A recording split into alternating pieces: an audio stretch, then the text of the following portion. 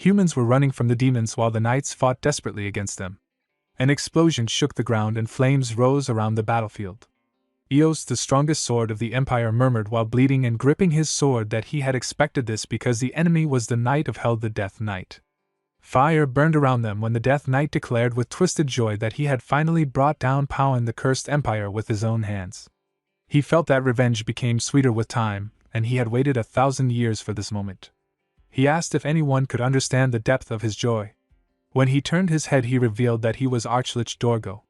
Howard Adel Light, the Emperor of the Helios Empire, shouted in rage and demanded how he dared to slaughter all his people. He called him a filthy demon and claimed he belonged in hell. Archlich Dorgo asked calmly if the Emperor had finished talking and wondered if he may proceed with the coronation. Howard shouted again, asking what nonsense that was, and rejected the idea of a coronation for someone like him. Archlich Dorgo posed proudly and explained that he had become the first in history to unify the continent, so it was only right to be called Emperor. Howard clenched his teeth in frustration. Dorgo then turned to his demon lords and praised them for their work. He raised his hand and commanded them to bring him the imperial crown. A knight controlled by Dorgo stepped forward holding the crown. Dorgo addressed him as his most loyal knight, and said no one had done more to bring him to this throne. He wondered how he should reward such merit, then answered himself by saying the knight was his slave, and that surviving him was the highest honor. But suddenly the crown began to float in the air and countless slashes shook the ground. Dorgo quickly created a shield to protect himself. He thought with confusion that he had been on guard and had not given any order for this to happen. The knight said he could finally move by his own will. Dorgo demanded to know how he was speaking because he had erased his consciousness. The knight explained that it only looked that way and he had never been fully gone. He had been trapped inside the body and had seen everything. Archlich Dorgo claimed that it was impossible and called the knight his finest creation. He said he would allow him to release his anger just for that moment until he found a way to take control again. The demons rushed forward, but the knight raised his sword and the pressure shook the ground, throwing the demons away. Dorgo watched in shock as the knight defeated all his demon lords in a single strike. He lifted his hands above his head and a green aura flared around him, while countless skeletons rose from the ground. Demons and skeletons charged together. A dark aura burst around the knight, and he ordered them to stop. He clenched his fist and told them to fall into despair. The demons screamed as their bodies shattered into pieces. Dorgo trembled while thinking that this could not be real.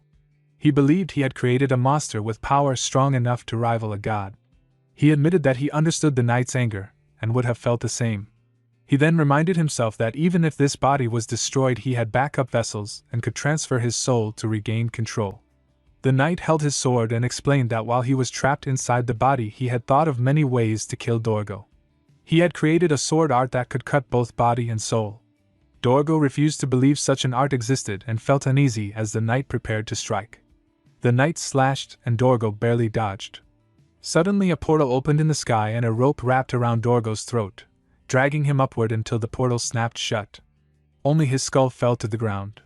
The knight crushed it under his foot and told him to go to hell. He then fell to his knees and murmured that it was over. He said he had one last thing to do. He wished he could see his companions again even in death. He remembered their final moments and thought that he would apologize to them. With teary eyes he asked for forgiveness and drove his sword into his own body. Later Damien opened his eyes when he heard his sister calling him and asking why he was sleeping in such a place. He thought with relief that he was thankful to see her again before falling into hell. Then he looked at her with shock and asked why she looked so young. His sister laughed and told him it was sudden flattery and asked if he was trying to get her to defend him when their father became angry. She told him to trust his big sister and warned that he would catch a cold if it rained. She told him to hurry inside and walk toward the house. Damien stared at the mansion and murmured that he was sure he had destroyed it with his own hands. He looked at his hands and wondered if he was dreaming. He thought there was one way to know. He picked up a thin stem, stood in front of a large stone and struck it. The stem broke instantly and he widened his eyes. Then he smiled and said it felt right. But suddenly the stone shattered into pieces and he laughed loudly. He fell to the ground as rain began to fall. He clutched his shirt and thought with a smile that he had returned to the past. Damien's father shouted in anger and demanded to know if he had gone mad. He blamed him for getting kicked out of a tavern for causing trouble and said he had disgraced the family's honor. His brother burst through the door and yelled at him for laying his hand on the young son of Marquis Ryan Bloom. He shouted that because of Damien's actions their sister was dragged away by that scoundrel. Their mother cried and asked why he had taken a loan against the family land. His father pushed him out of the house. His sister stepped forward with a gentle smile and handed him money, telling him to take it and find happiness. Damien thought with pain that her life had been ruined because of him, and yet she still helped him. He took the sack and ran toward the exit. While running, he thought about how that day he had fled the family like a criminal and first felt guilt and shame. He fell to his knees and wondered how he had returned to the past. He had been thinking about apologizing to his family, and now he truly found himself back in time. He wondered if it was a divine miracle. He looked at his trembling hand and realized his body struggled even using a skill of that level. Shattering Wave was a technique that amplified the shock of a strike sevenfold and was known as the Castle Wall Destroyer, a skill he had learned after killing the knight. A man approached and Damien recognized him as a servant from the household. He believed his name was Victor. Damien called out to him. Victor smiled and asked why he was still outside. He said Lady Louise had told him to come inside and that the master's anger had reached its limit. Damien asked if he had done something. Victor stared at him and asked if he was truly asking because he did not know. The scene shifted to the house of Viscount Hashen. Damien's father swung his sword at him, but Damien dodged. His father shouted in anger while his mother and sister held him back. He yelled that Damien had lost his mind, that he had been kicked out of a tavern for brawling and had disgraced the family's honor. Damien realized this was the exact moment he had returned to. He thought about how long it had been since he was scolded like this, and felt how much he had missed this scene. Tears slid down his cheeks and his family murmured in confusion, wondering if he was crying. Paul, his father, sheathed his sword and demanded to hear Damien's excuse. Damien said he had none. Paul crossed his arms and said of course he had none, because Damien was always pathetic and always making excuses. Damien said he knew that, but it still hurt hearing it directly. He admitted he had stained the honor of the Hashen house and that it was his fault without any excuses. Paul closed his eyes and asked if Damien thought things would end just because he said that. Damien bowed his head and said he would resolve it. He turned toward the door and said he would go and fix the mess he had made. He opened the door with a small smile and said that after fixing everything he would accept his punishment. Paul widened his eyes and murmured in disbelief, wondering if Damien had hurt his head from being beaten so badly that day. The scene shifted to the commercial city of Landwork. Victor told him they had arrived and asked if he truly planned to go inside. He explained that there were rumors about a criminal organization blocking the place and feared Damien would get into trouble. Damien told him that if he was scared he could go back first. Victor refused and said he could not run away and leave the young master behind. Damien smiled and said he only planned to apologize politely to the owner and leave. He told Victor not to worry and promised he would handle the matter cleanly. As he walked toward the house he thought about how he did not know why he had returned to the past, but he was determined not to repeat his mistakes. He planned to correct everything one step at a time starting from this place. Two men stood at the door. One asked why he had come again. The other held a dagger and reminded him they had warned him never to show his face there.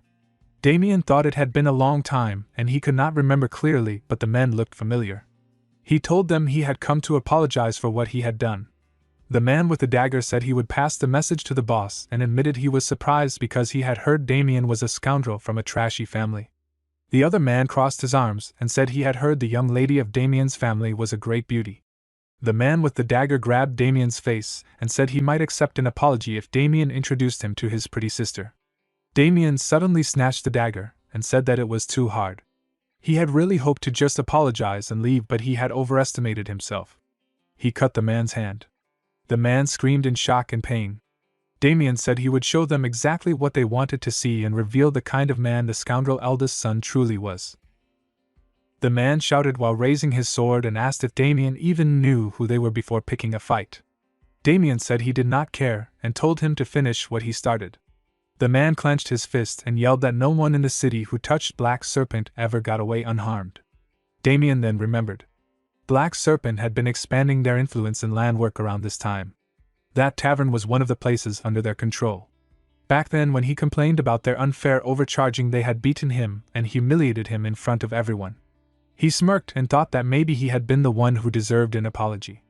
The man shouted that they would not go easy on him just because he was a noble and rushed forward with his sword. Damien dodged with ease and the man fell. Damien said that killing all of them would not be enough, but he would hold back for his family's sake. Then he moved and cut him down with the dagger. He turned and looked around, thinking there were even more of them. One man asked if Damien was from a rival group and demanded to know which group he belonged to. Damien closed his eyes and said it was not like that. He had come to apologize and ended up receiving one instead. He said he had business with the owner and told them to lead him properly. The man refused and said he did not understand his nonsense. He threatened to beat Damien if he did not come quietly, and then pointed at him and shouted to attack. The men rushed him, but Damien knocked them all down in an instant. They lay defeated on the ground. Damien asked the leader if he was finished. The man raised his hands with a shaky smile and admitted he was wrong and begged for mercy. The scene shifted to the bar where people were drinking. When Damien entered with the dagger in his hand, the customers panicked and ran, shouting that a murderer had arrived. Damien looked at the empty room and thought the nuisance had been taken care of. The owner stood on the upper floor and shouted, demanding to know what the commotion was about. He clenched his teeth and asked where the guards outside had gone. He was Anderson Homie. Damien said he must be the owner and told him that if he meant the guards outside he had already handled them himself. The owner demanded to know who Damien was and why he was causing trouble in someone else's business. Damien introduced himself as Damien Haxon and said he was not there to create chaos but to receive an apology. The owner stared at him and asked what he was talking about. Damien explained that the drink prices had been outrageous, and when he complained, the owner's men had beaten him and thrown him out like a dog. He said that because of that incident he gained the reputation of a drunken troublemaker, and his family suffered greatly. The owner said he must mean his honor but claimed he did not understand because as far as he knew Baron Haxon had no honor left to lose. He mocked Damien and asked if he really expected an apology.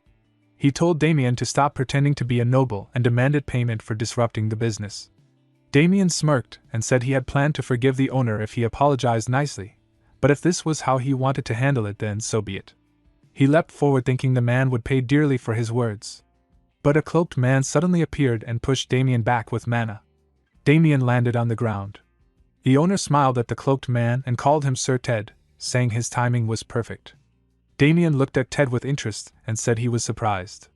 Ted did not seem like someone who would work in a place like that, so Damien wondered why a knight was there. Ted's eyes widened in shock. The knights were described as men who walked the path of chivalry all their lives. Their ranks were divided by training, and the formal knights who freely used aura were said to cleave mountains with a single strike and cut city walls like paper. They were considered superhuman. The owner laughed proudly and claimed that Ted was the beloved apprentice knight of the Black Snake boss, so Damien was as good as dead. Damien realized Ted truly was an apprentice knight. He smirked and thought the faint aura he sensed earlier must have been because Ted was still inexperienced.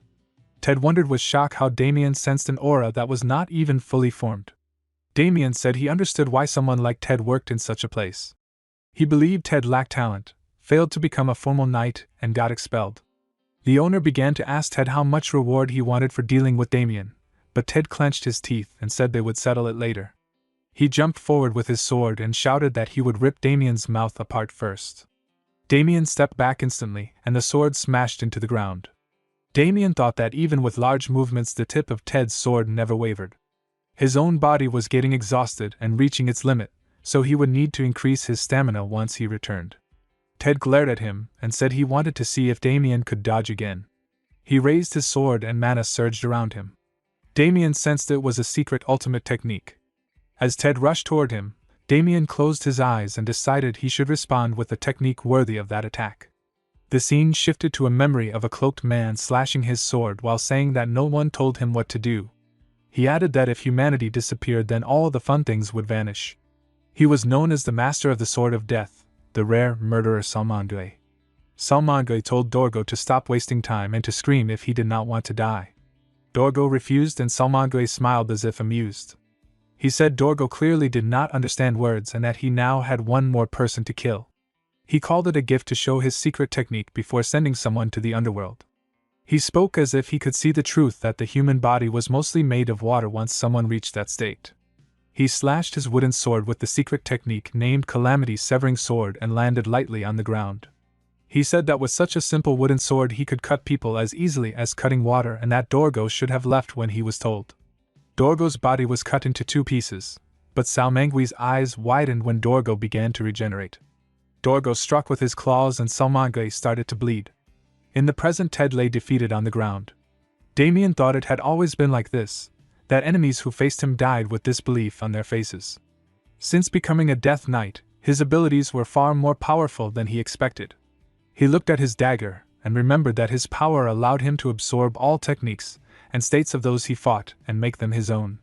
The owner became terrified and knelt with his head bowed. He apologized for insulting the honor of Baron Haxon and pointed at the chests while claiming that such treasure would surely heal Baron Damien's wounded heart. Damien said it was not enough, but he would let it slide. He told Victor to come in and take everything.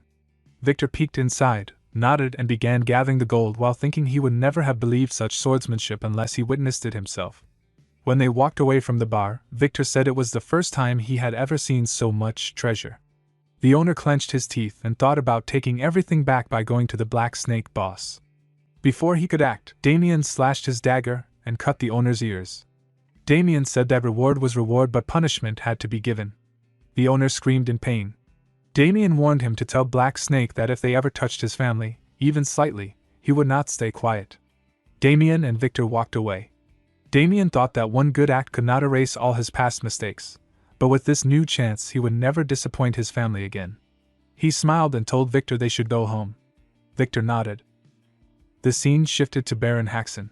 Damien yawned and said it had been a while since he slept so soundly. Victor admitted he was jealous because he had not slept a wink the night before, worrying about what had happened. Damien reassured him that everything had turned out fine. The original objective had changed a bit, but they had been rewarded handsomely.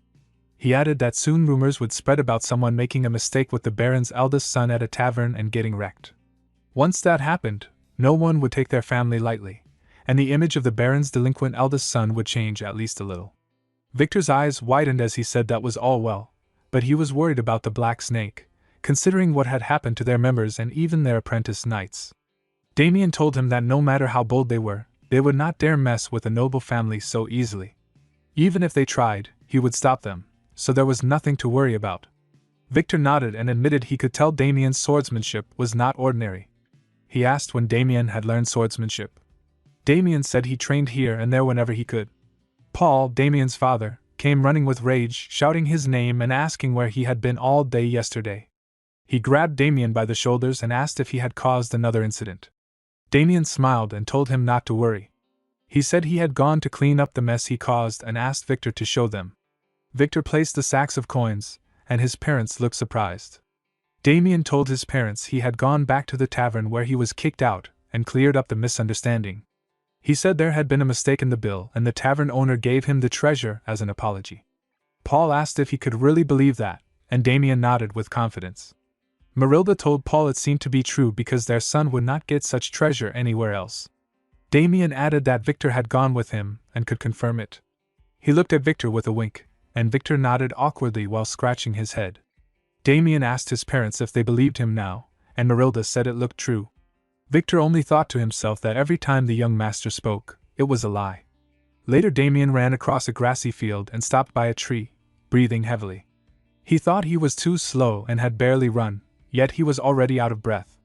There was too much to do, but with his weak body he felt helpless. He held a mana potion and felt relieved he had managed to get one. He remembered asking what it was, and the owner had told him it was a tonic from the School of Alchemy that boosted stamina and vitality. Damien recalled that their tonics were so famous they were traded for gemstones of equal weight, and he felt lucky to have it. He stood up and drank the tonic. Mana flared around him, and he felt excitement as the effects surged through his body. He thought that if he wanted to grow stronger quickly, he first needed to build up his lacking stamina. He reminded himself that he had to return to the realm he reached in his past life. He thought of Dorgo and how the undead that man created would appear a few years later. He clenched his teeth and vowed to gain the strength to kill him before that happened. Only then could he protect his family's happiness. With that determination he closed his eyes, then started running again. He promised himself that this time he would definitely kill Dorgo. The scene shifted to the landwork Black Snake's hideout. Cedric Walker, the boss, chewed meat and said that their best mercenary was now useless, and it was a waste. A man asked what they should do about Mr. Ted and if he should be treated. Cedric told him to forget it, and just throw Ted away. The man looked confused, but Cedric explained to dump him somewhere appropriate. He said a dog that had served its purpose was no longer needed and they could hire anyone as long as they paid. Ted stood with the help of his sword and said that this was how it ended. Cedric remarked that Ted still had enough strength to move and offered to hire him again if he got treated. Ted clenched his sword with trembling hands and shouted that he did not need it. Suddenly, his legs and hands were bound by dark mana and he shouted in shock. A cloaked man asked Cedric if this could count as his first job. Cedric nodded and told him to show what he could do. Ted shouted for them to untie him, but the cloaked man murmured a spell. Dark mouths formed around Ted, frightening him. The mouths opened wide and began to chew him, leaving only his shoe on the ground. Cedric covered his nose as the cloaked man asked if he was satisfied. Cedric nodded but said he would appreciate it if things were handled cleaner next time. The man asked what the next job would be. Cedric explained that someone had harmed their organization, but he was a noble and tricky to deal with directly. He told the man to harm him in any form and that the worse it was, the more he would pay. He handed over a sack as advance payment. The man smiled and said he could be counted on. The scene shifted to Damien, who was doing sit-stands while holding weights. He smiled and thought that the potion's effects were very good.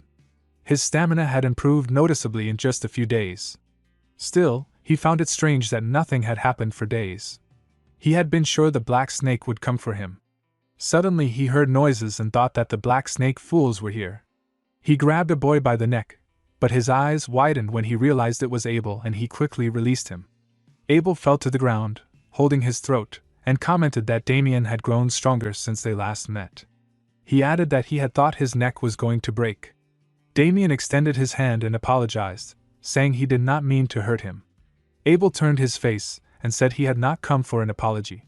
He had heard from their father that Damien had gone to the tavern and received an apology, but he found out a fight had actually broken out and several people were injured. He asked if Damien was lying to the family. Damien smiled and told him it was true because he had done it himself. Abel shouted that Damien could not even fight and asked if he had hired someone.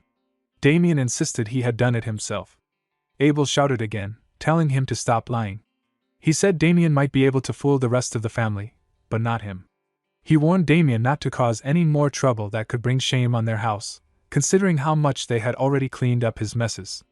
Damien patted his head and thought that Abel had always been straightforward and cared for the family more than anyone.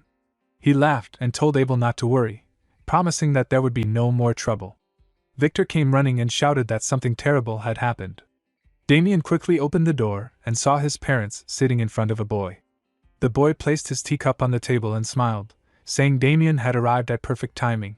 He explained that he had been telling the Viscount about what happened at the banquet hall and apologized for dropping by suddenly. Damien thought to himself that he had a feeling this would happen and realized he had already messed with the boy, Eowyn Lionloom. Eowyn reminded Damien of what had happened at the last social party. Damien remembered when Eowyn had said he did not mean anything and apologized if Damien was offended. Damien shouted that it was not enough to mock him, and that Eowyn had even made fun of his eyes. Eowyn claimed he was drunk and had never said anything like that, and then whispered in Damien's ear, asking what he would do if he had. Damien thought that back then he should have endured Eowyn's provocations. He also remembered punching Eowyn and found it strange that someone who was practically a full-fledged knight had taken the punch so easily. Damien realized what Eowyn really wanted. Eowyn smiled evilly and admitted he had admired Lady Louise for a long time. Paul asked what he was trying to say. Eowyn requested permission for a marriage between himself and Lady Louise. Damien's parents and Abel looked shocked. Damien thought sharply that Eowyn was using the same tactic again, taking advantage of the family's weakness just as he had in Damien's past life. Eowyn said that if they agreed to the marriage, the incident could be reduced to a simple family matter, and the disrespect he and his family had suffered could be overlooked. Paul said he could not allow that because Louise already had a fiancé and was in a relationship. Eowyn's expression turned cold as he asked how Paul would take responsibility for the insult he had suffered and whether the house of Viscount Haxton could handle the wrath of the Lionloom family. He told Paul to choose whether to pay the price for insulting him or to give him Louise. Paul thought that the Lionloom family was one of the most influential noble houses in the Apple Kingdom, but he could not give his daughter to that infamous lecherous scoundrel. Then Louise arrived and said she would accept the proposal. Paul shouted in shock, asking what she was talking about. Abel told her to wait and that their parents would find a way, asking why she should take responsibility for what Eowyn had done. Louise smiled and said she was fine and would follow Sir Eowyn. Eowyn smiled back and praised her wisdom. He said he would send someone to discuss the specifics formally in the near future. He then patted Damien's shoulder and called him brother-in-law. At that moment Damien thought he had to endure it for the sake of his sister and family. Suddenly he punched Eowyn in the face. Eowyn fell to the ground, and Damien shouted that he could not take it anymore. In the past, the maid ran to Damien and told him that Louise and Erwin had arrived after a long time. Damien felt happy as he ran toward the door and thought that he finally would see his sister again. But the moment he opened it, his eyes widened in shock. He saw Louise on the ground being beaten by her husband Eowyn. Eowyn pulled her by the hair and shouted in anger as he insulted her family and mocked her for wanting to leave him. He clenched his fist and hit her again while she trembled in pain. Damien fell to his knees and felt deep guilt. He believed it was his fault because his sister had been taken away. His thoughts burned with anger toward Erwin Lionloom, and he swore he would never forgive him. In the present, Eowyn collapsed when the knights rushed in after hearing the loud sound. They looked at Damien in disbelief and asked if he had struck their young master. Eowyn pushed himself up with fury and glared as he touched his face. He growled that Damien dared to hit him twice and stepped forward with his sword. He demanded again how Damien planned to solve the situation and thought that Erwin would never let Damien escape. Louise tried to stop the fight, but Damien gently blocked her path. He smiled at her and told her it was fine. Inside, he begged her not to sacrifice herself anymore for his sake. He then challenged Eowyn to a duel. If Eowyn won, Damien would obey him. But if Damien won, Eowyn would drop everything that happened until now. Damien ended with a sharp smirk and asked if Eowyn was scared of losing to him. Eowyn clenched his teeth and thought that Damien was an arrogant fool who only landed one lucky hit and was now full of himself. He felt this duel was the perfect chance to make Damien pay. While he was at it, he planned to cripple him and take Louise back. He smiled and accepted the duel. Later on the ground, Marilda worriedly asked if they should stop the fight even now. Paul held his head and said that if Damien was this confident, then he must have something planned, and if not, they could only pray for a miracle. Abel stood quietly and disagreed. He thought that there was no miracle to hope for because Erwin Lionloom was already at the level of a proper knight, and there was no chance Damien could win. Eowyn stepped forward and asked how Damien planned to fight without a sword. Damien held up a simple fork with a calm smirk and said it would be enough for him. Everyone stared in shock. Eowyn burst into laughter and shouted that fear must have driven Damien mad. He tightened his grip and rushed forward without holding back. His sword slashed through the air, but Damien dodged easily. Eowyn charged again as a red aura surged around him in the shape of a lion's face. Damien slipped away from every attack. Eowyn gritted his teeth and thought in disbelief that Damien had avoided all the movements of the lion's roar sword in that split second. Damien kept a small smile. He felt that Eowyn had already lost his composure. He admitted it helped that he had trained recently, but the real reason was that he had already studied the Lionloom sword style. Before the regression, he had fought Michael Lionloom in a brutal battle, and compared to Michael, this Eowyn was far below. Eowyn shouted as mana flared around him and warned Damien to see if he could dodge the next attack. Damien noted that the aura attack would be hard to avoid and wondered what to do next. Eowyn leapt high with his sword raised, but Damien calmly decided that a sword saint technique would suit this moment best. They clashed and bright sparks scattered as the pressure shook the ground. Damien held Eowyn's blade with only the fork and then twisted with precision. In one swift motion, he sent Eowyn's sword flying out of his grasp. Damien set the fork against Eowyn's neck and everyone froze in shock. Eowyn fell back in disbelief while Damien looked down at him. Damien thought that after everything Eowyn had done, killing him dozens of times still would not be enough, but for his family's sake he would endure it this once. He told Eowyn that the match was clearly decided and that there were no complaints left. Then he ordered him to leave as promised. Later at the dining table, the family ate quietly until Damien stood up and thanked them for the meal. He said he would leave first for his morning training and walk toward the exit. Marilda leaned toward Paul and asked if he was not going to question Damien about what had happened the previous day.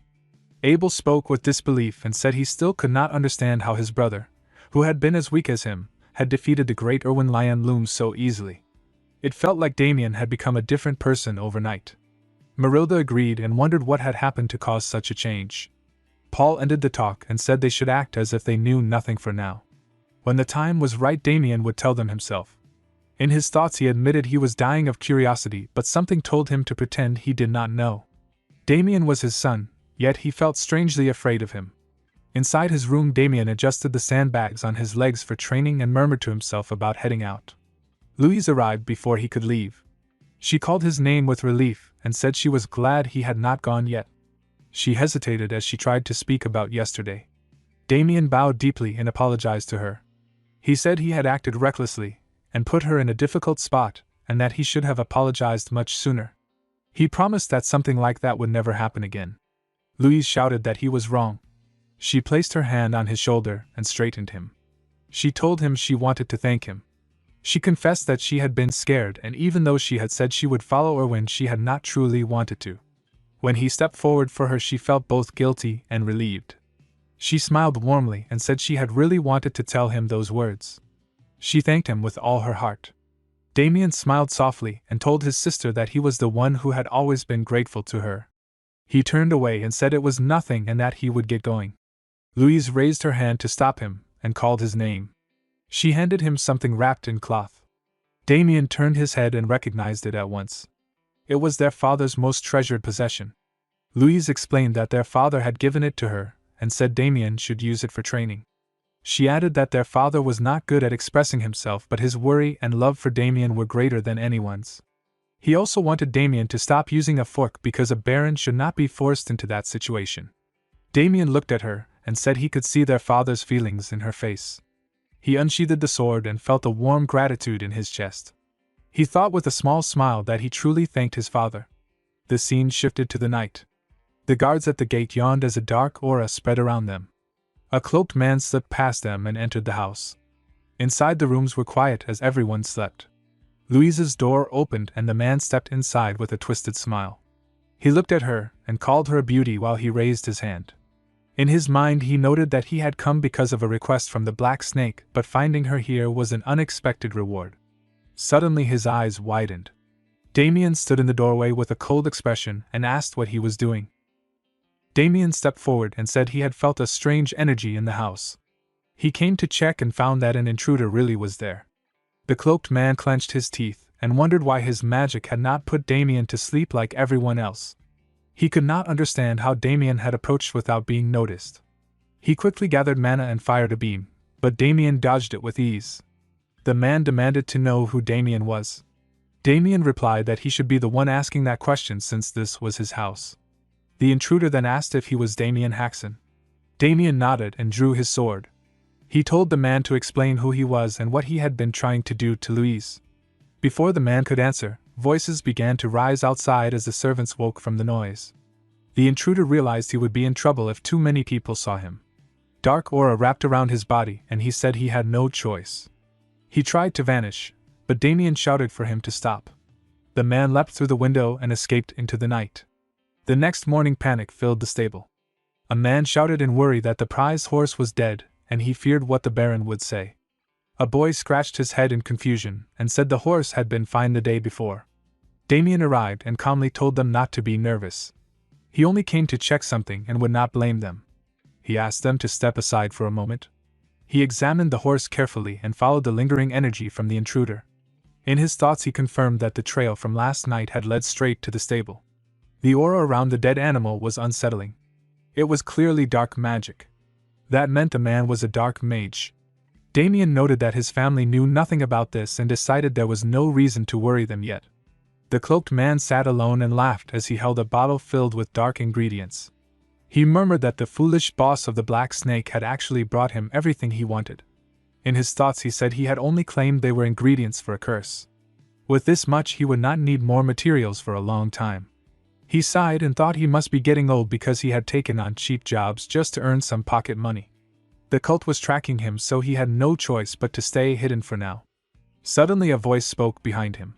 Someone complained about the foul smell and said this was why old men should not live alone too long. The cloaked man turned in shock and recognized Damien. He shouted in disbelief and asked how the heir of House Haxon had found him.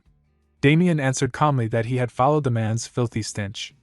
The intruder widened his eyes and said he had heard Damien picked a fight with the Black Snake, and was not just a spoiled noble. Damien replied that it was a good thing he stayed on guard. With threats like this, there was always a chance someone would break into his home. He guessed the man was one of the Black Snake's hirelings. The man openly admitted that he had been ordered to hurt Damien's family as much as possible.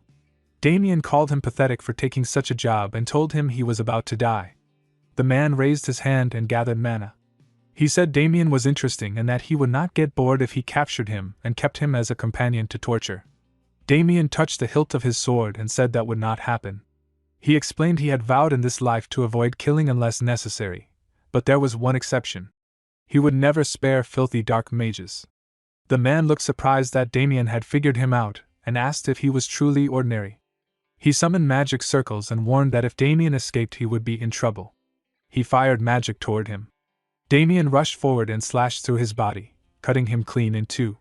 The man still smiled as his upper and lower halves slowly began to regenerate. Damien watched the pieces form together again. He thought the regeneration matched the strange power he had sensed at the mansion. The man was surprisingly skilled for someone who accepted such a low job. The dark mage fully reformed and claimed that such attacks would never work on him. Damien answered that he would simply cut him into dust and unleashed multiple sword strikes. The man admitted the attack was impressive and explained Damien's fearless attitude. But he said Damien had already lost the moment he entered the hideout. A dark aura suddenly wrapped around Damien's arms and legs. Dozens of twisted mouths opened in the air in front of him. The man revealed he had placed enchantments all over the building to protect himself from the cult's pursuit. Damien realized the danger at once. The dark mage smirked and ordered him to rot and die. He called himself a Yulan commander and laughed as the enchantments tightened their hold on Damien. Dark mana strings wrapped tightly around Damien and held him in place. The dark mage smirked and called him an arrogant fool who had rushed to his own death. He said that now the nuisance was dealt with, he could return to the woman he had seen the night before. Suddenly Damien spoke. He calmly identified the spell as a corrosion-type curse. The man froze as Damien broke through the dark strings with his bare strength. Shock filled his face as he demanded to know how Damien was unharmed and how he even understood black magic. Damien noted that the man was truly panicking. Inwardly he admitted he was surprised as well. He wondered how the authority inside him was still active. The scene shifted to the past. A towering skeleton covered in divine runes spoke as it observed the power flowing around Damien.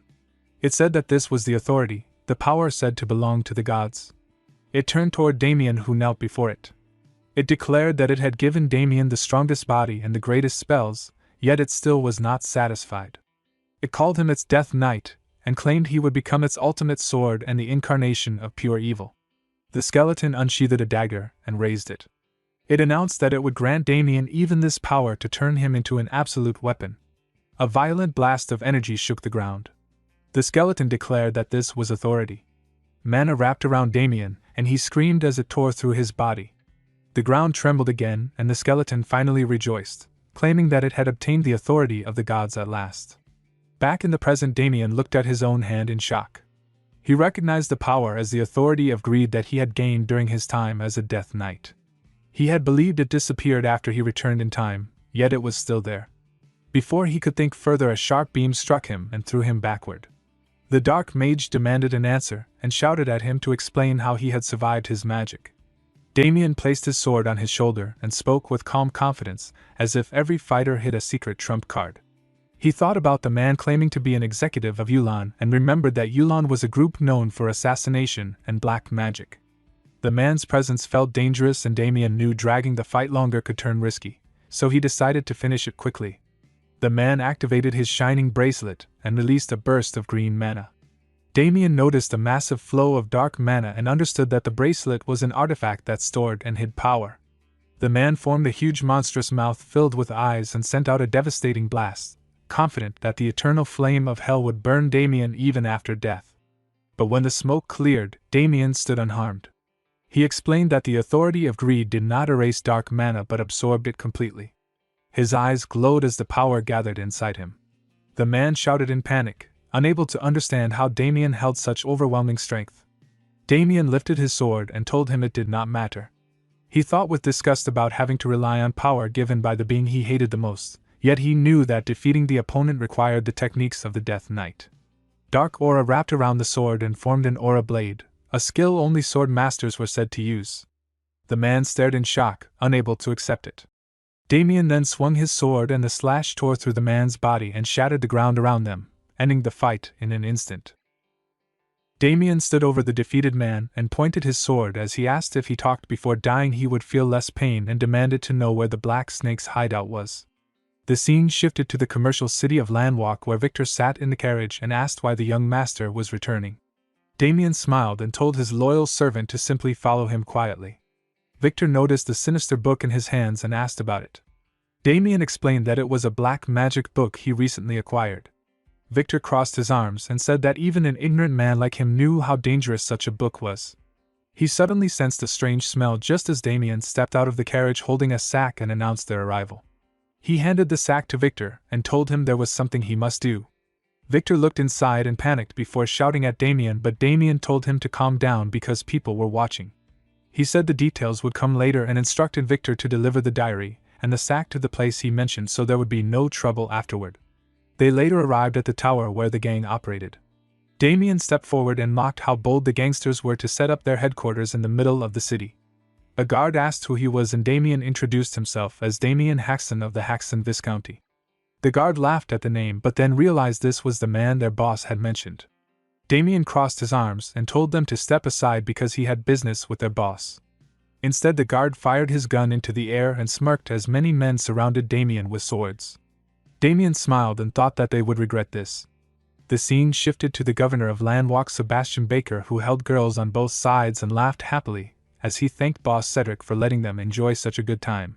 Knight Robert placed down his glass and called for another drink. Cedric told them that their presence was an honor and that they were welcome to visit any time without feeling pressured. Sebastian then mentioned the businesses that once belonged to other groups and said it was fine for the Black Snake to take them all. He said the Black Snake should control the entire entertainment district and that he could easily suppress any issues with his authority. Robert said he felt bad because he could not help much, but Cedric praised him and said protecting the city was already a great service. Robert smiled and accepted the compliment. Sebastian added that if Cedric ever needed anything he only needed to ask. Cedric bowed his head politely, but inside he thought it would not last long. He believed that once the Black Snake completely took over the city, these fools would be the ones bowing to him. Suddenly a man burst into the room shouting. Cedric turned and asked what happened.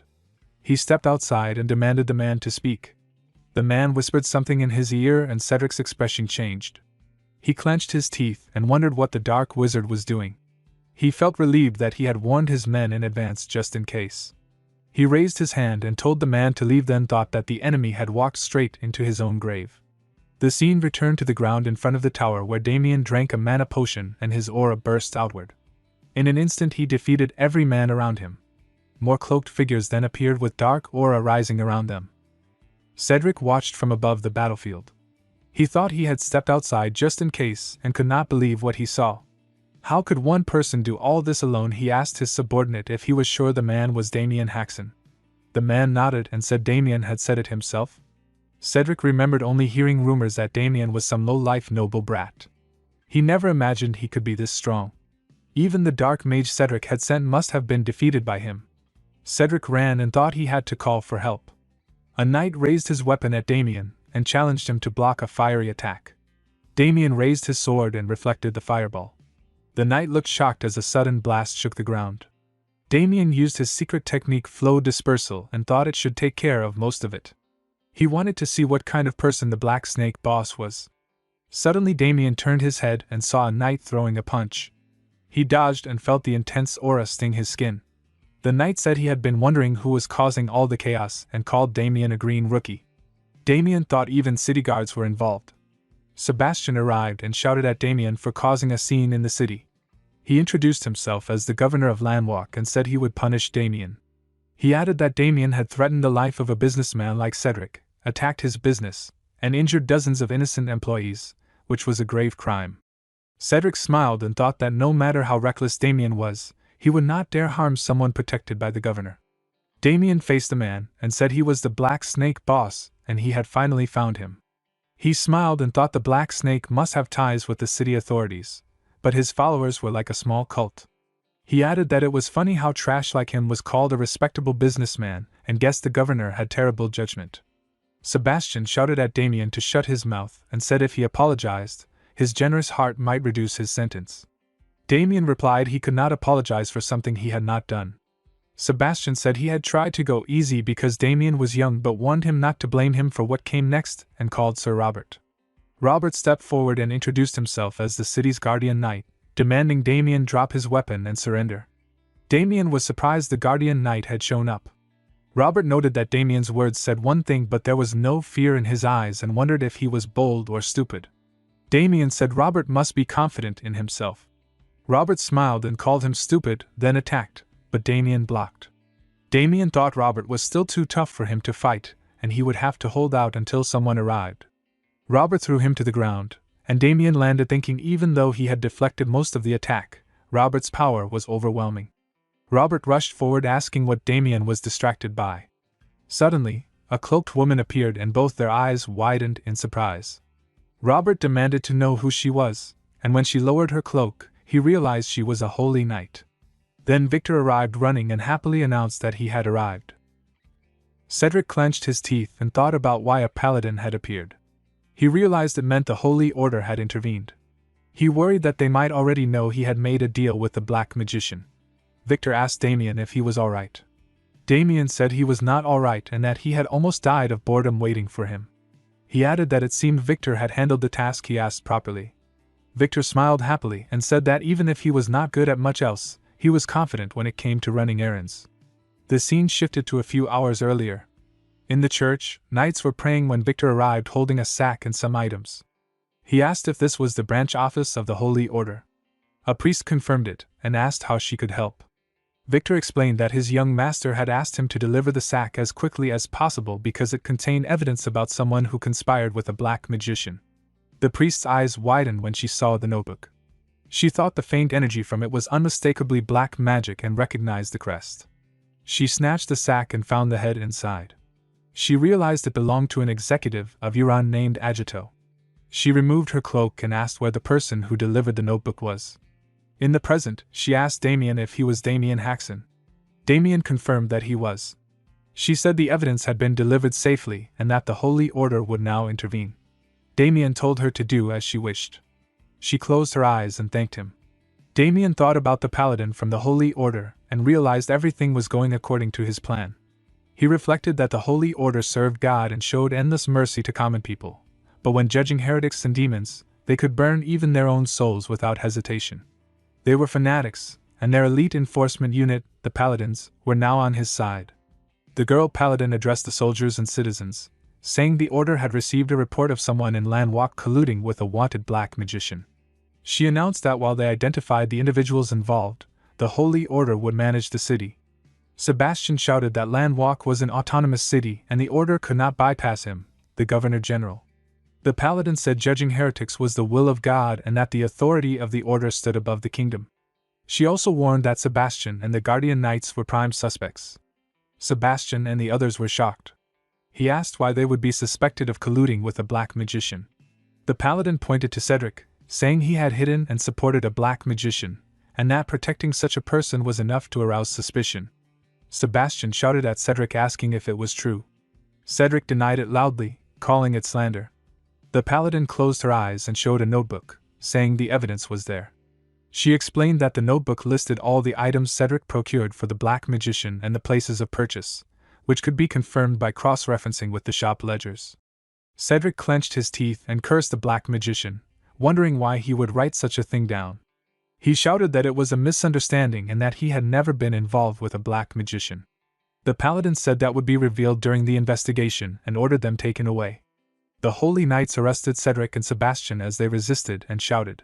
Sebastian thought with rage while looking at Damien that he could not believe the fool had planned this from the start. He feared what would happen if captured by these fanatics. Cedric shouted at Sir Robert, asking if he was really going to surrender, warning that the knights were evil enough to frame people for crimes they did not commit. Robert smiled and agreed that being dragged away would only make him another dead dog. He rushed forward, aura flaring, raised his weapon, and attacked the girl knight, but she dodged. She punched him hard, making him scream as his aura shook the ground. Her fist passed through his body, and she said that anyone who interfered with the work of God, no matter who they were, would be judged. Robert fell to the ground as she declared they would be judged by the will of God. Victor said that he was the one they called the infamous boss of the Black Snake.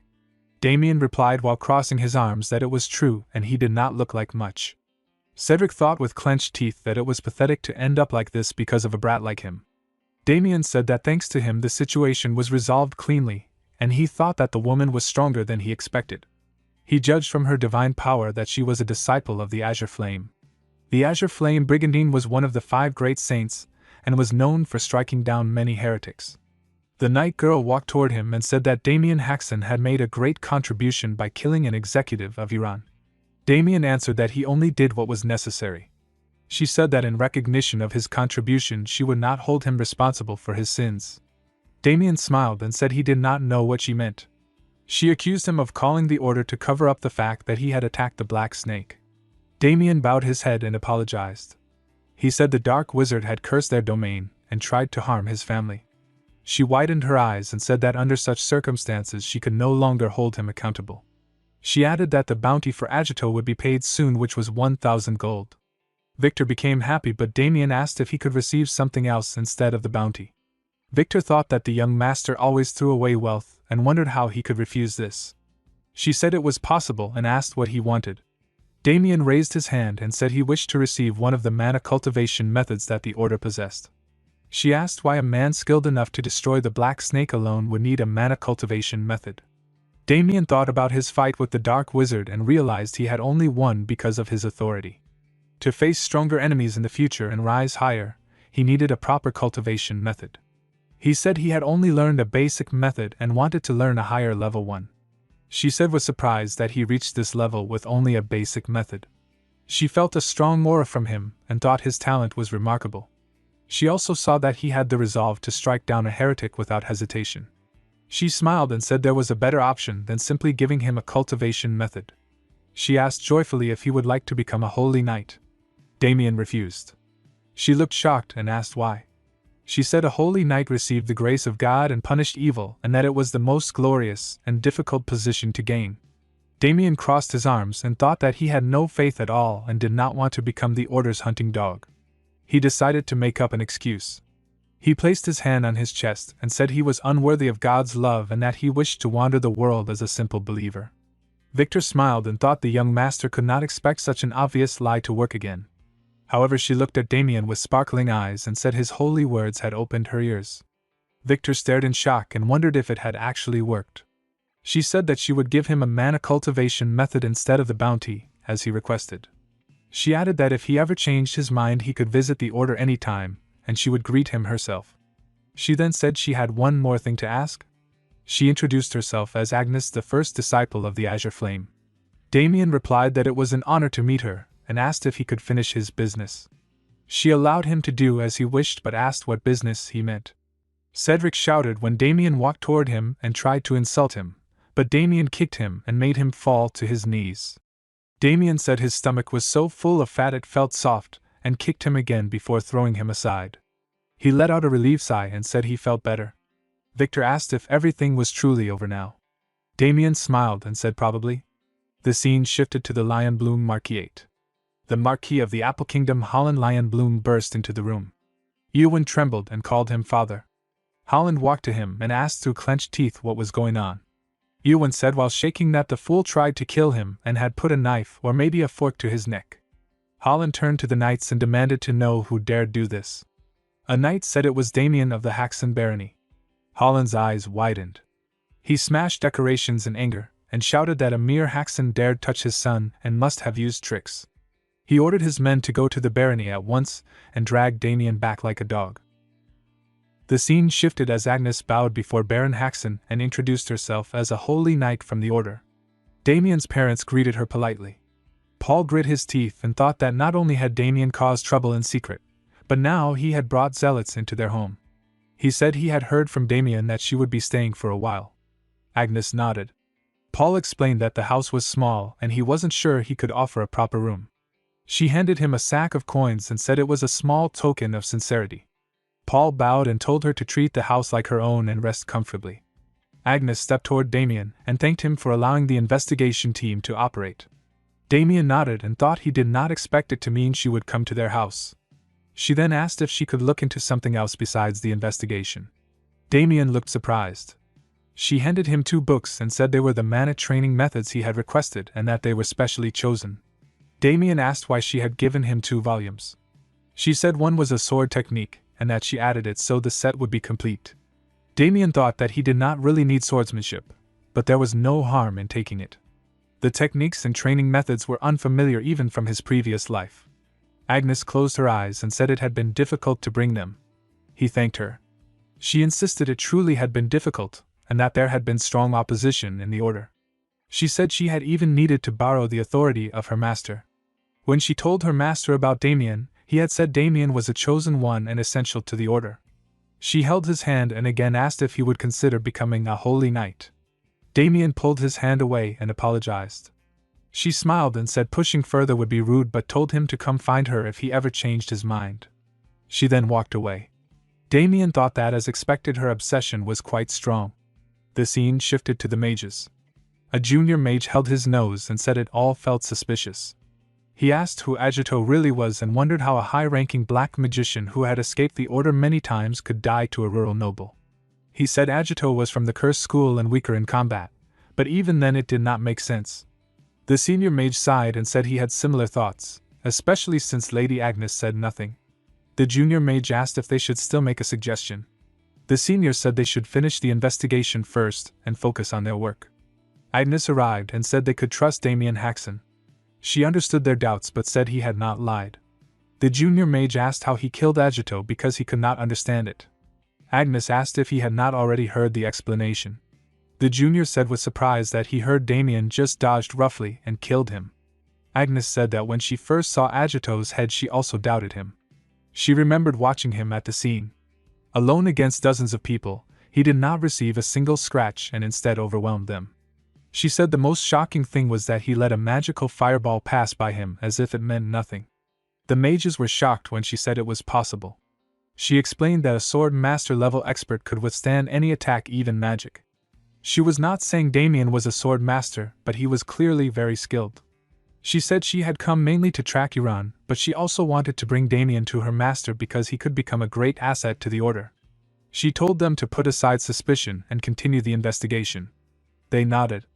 The scene shifted to the knights riding horses. Apprentice Knight Alphys yawned and said they had finally arrived. Lavender held his nose and complained about the strong smell. Alphys called him a city bumpkin and said it was just cow dung. Lavender complained about not having perfume. Garrick, a formal knight, told them to be quiet and asked what mission the Marquis had given them. Alphys said they were told to arrest Damien Haxon. Garrick said catching him would be easy, but that alone would not repay the insults faced by the young master and the Marquis family. He then saw an old man nearby and asked if he was a subject of Baron Haxon. The old man said yes and asked what the matter was. Garrick cut him down instantly and sheathed his sword. He said the man had sinned by seeing the lion bloom crest and not bowing. He then said he had a good idea. When they reached the Haxon barony, they would tear Damien apart and slaughter everything in sight. Victor was shocked.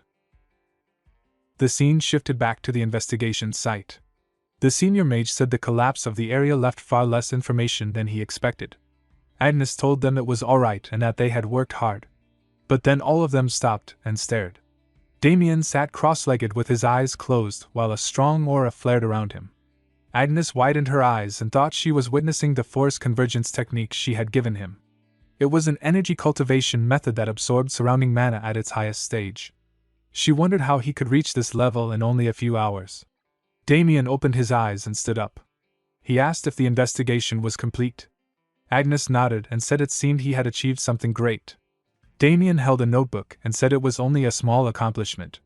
He thought about how difficult the technique had been to obtain, and how swordsmanship mattered little to him since he had reached sword master level in his past life. But the force convergence technique was extremely useful. It was created to make up for the mana consumption of the Peryak Chikijim sword style. It increased mana accumulation speed and could even draw in external mana. He waved his hand and said it was already dinner time, and they should return together. He said he would prepare things, but then his eyes widened. He sensed something and his expression turned sharp. He said the vermin had arrived and that he had something urgent to do. He told Agnes to return slowly, and then ran off at high speed. The senior mage watched and said he was incredibly fast. Agnes thought that for him to move that quickly with such a small amount of mana meant he controlled it with frightening precision.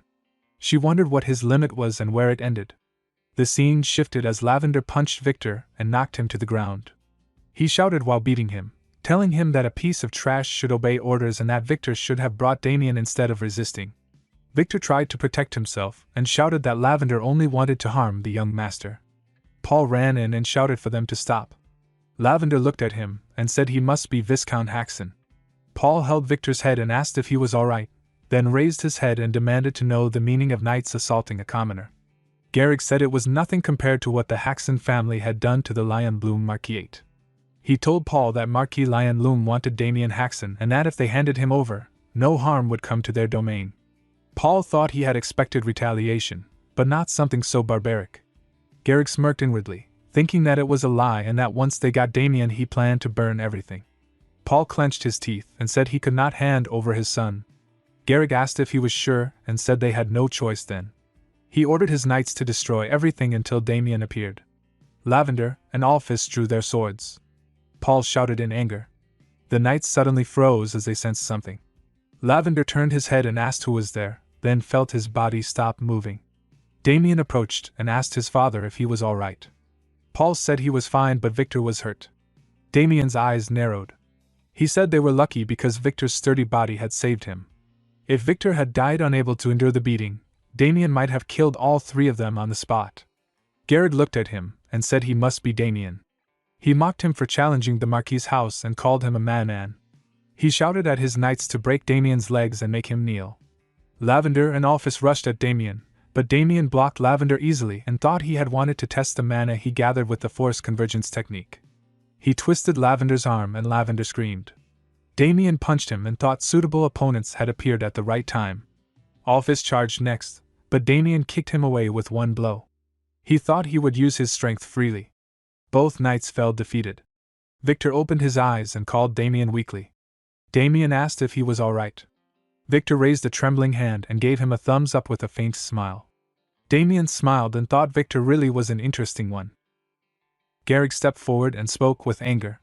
He said that the young master Erwin must have fallen for a cowardly trick, yet no matter how much he thought about it, he could not understand how a scoundrel like Damien possessed such skill. Damien replied calmly that Garrick did not need to know anything. Garrick's expression turned cold as he claimed he finally understood and said that Damien was not Damien Haxon. Damien's face twisted in confusion as he asked what Garrick was talking about. Garrick shouted with fury and accused him of pretending. He said that a pack of wild dogs who feared the prosperity of the Marquis of Lion Bloom must have set this trap and that Damien was not the real Damien Haxon. He insisted that by defeating the young master, Damien proved he was only a stand-in sent to harm Lion Bloom's honor. His hand tightened on his sword hilt as he shouted how dare such insignificant people target the Marquis. His teeth clenched from rage. Garrick thought that Damien seemed skilled but believed his luck would end. A dark surface formed beneath Garrick's feet as he prepared his technique. He waited for the moment Damien entered his range and decided he would cut him in two in the blink of an eye. He slashed first, but Damien dodged easily. Damien smiled and said it was fitting that Lion Loom sent a formal knight this time.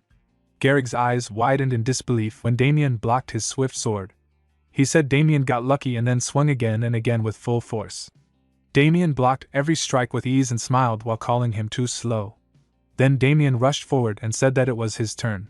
Garrick clenched his teeth and thought that he could not see the attack coming. In the next moment Damien kicked him in the face and sent him flying across the ground. Damien said that the kick was for Victor.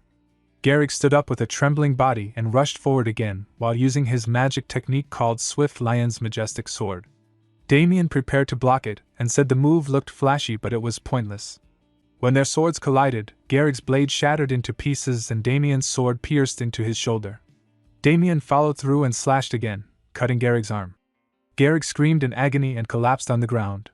Victor and Paul watched with shock in their eyes.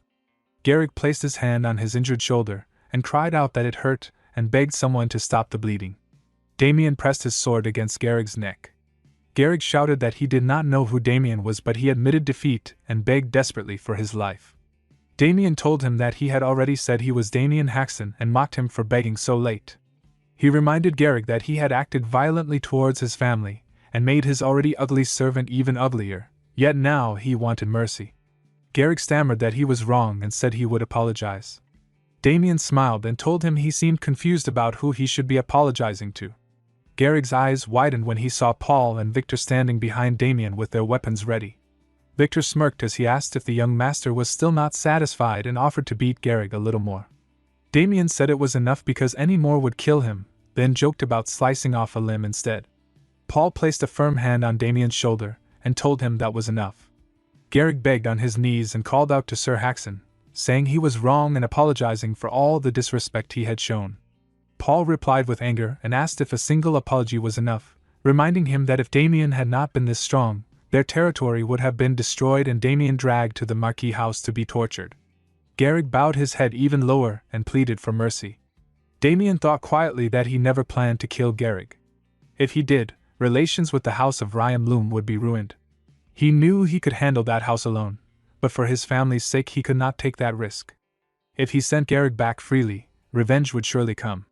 He wondered how to handle the situation. At that moment Agnes arrived running and asked what was happening. Damien looked at her and thought this might actually be useful.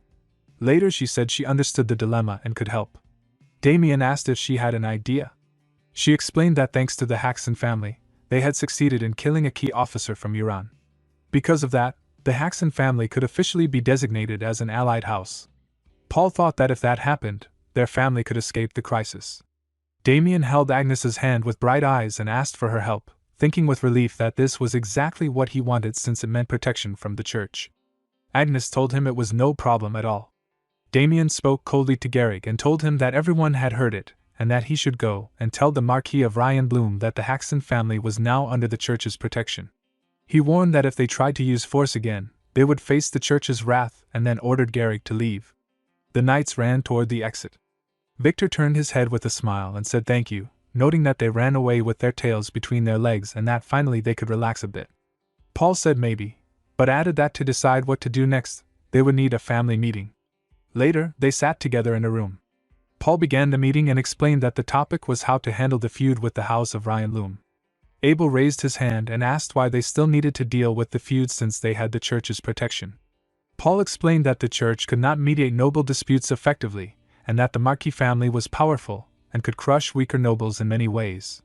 He said the realistic options were either paying them off or becoming vassals under another great noble house, and the second option seemed more likely. Agnes stepped forward with excitement and suggested one more option, which was for Damien to become a holy knight. Damien thought with exhaustion that he did not expect that from her and refused.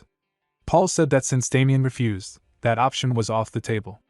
Abel stood up, shouted, and asked why Paul accepted that so easily, arguing that if Damien became a holy knight it would solve everything.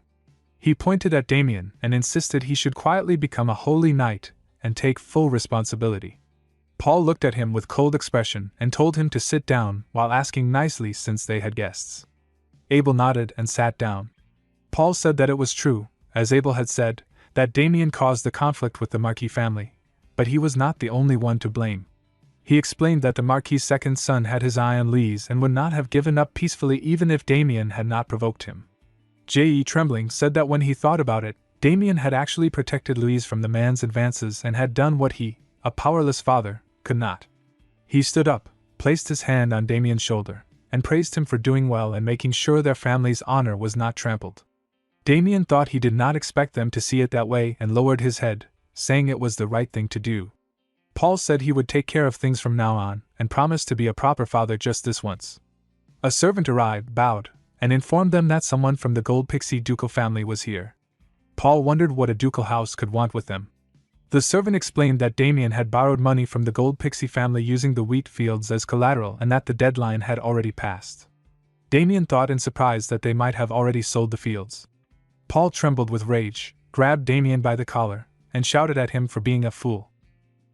Dash and Cash's Western branch manager, Orlund Maisai, greeted Damien with a smile and said it had been a while since they last met. He came because it was the repayment date Damien had promised and suggested using the family's estate as collateral to extend more credit, saying it was just a formality, and that a lowborn like him could never seize collateral from a noble. Damien asked how much he owed. Orlund raised his hand and said the 200 gold he borrowed, plus interest, came to a total of 300 gold. Damien thought in surprise that it had been so long he could not even remember why he borrowed the money, and realized they did not have that much in the family treasury. At this rate, their household would be in danger of losing everything. Orlan reminded him that if the debt was not repaid that day, the collateral land would become Dash and Cash's property. Damien asked why Orlan said earlier that the collateral was just a formality. Orlan explained that Duke Goldpixie had ordered them to recover all debts, regardless of whether the debtor was noble or commoner, and told Damien to bring the money or admit he could not pay. Damien admitted he could not prepare the money. Orlan yawned, sat on the sofa, and said that Damien should not have borrowed in the first place. He thought to himself that he knew Damien could not pay and that while he liked the money, he truly enjoyed seeing arrogant nobles grovel in front of him. He wondered how young Master Haxton would react, imagining it gave him chills. The scene shifted to the room where Marilda told Paul to sit down and rest, warning that he would wear a hole in the floor at his pace. Louise told Abel to calm down too. Paul shouted while holding his head that he could not sit when the family might fall into ruin. Abel shouted that the fate of the household was at stake and asked how anyone could stay still. Marilda reminded them that Damien had said he would take care of it and that they should trust him and wait. Louise added that Damien had never failed when he took action before. Paul explained that it was because Damien's sword skills were exceptional and that negotiation and combat were two different matters. The scene shifted to where Damien slammed a man's head on the ground and joked that his father was going to give him an earful. Another man rushed at him with a sword, but Damien grabbed him by the neck and lifted him off the ground, saying that since he drew a weapon on a noble, it counted as self-defense. Orlan trembled in shock as Damien walked toward him and said his legs were shaking and that he could not repay the money right now. Orlan said it was fine. Damien smiled, placed his hand on Orlan's shoulder, and suggested repaying it another way. Orlan nodded while sweating. The next day, Abel, fixing his glasses, said he felt very sad. Paul asked why. Abel said it was because justice had been forced to bow to violence, and shouted in frustration. Paul told him to quit his nonsense and cheer for his brother, who was leaving on a long journey, though he thought to himself that he had no choice but still worried if the solution would work. Agnes said it was a shame that Lord Damien was leaving so soon. Damien thanked her for all her help. She said it was the least she could do, that the investigation was mostly finished, and wished his journey to be blessed. Damien thanked her again and interrupted when she suggested he might change his mind, saying he would not. He approached Victor and asked if they should get going now that the farewells were over. Victor nodded and said the luggage was already loaded. Damien sat in the carriage and remarked that it was quite spacious. Orlan greeted them and said he had ensured there would be no discomfort while Damien was away. Damien smiled, raised his finger, and told him to keep up the good attitude and serve lobster for lunch. Victor told the coachman to depart. The carriage began to move, and Damien smiled, saying that they would head to Duke Goldpixie's estate. The scene shifted to the Goldpixie dukedom. Victor praised the duke's mansion and said it was as expected, rumored to be the wealthiest in the kingdom. Damien smiled and said if everything went well, he would not forget what Victor had done for him. Orlan told them he had already informed the duke and that Damien could go right in. He thought with rage that the arrogant fool must have treated him like a dog while leaving his own attendant alone, and wished everything would fall apart for him. Then he said he hoped everything went well for Damien.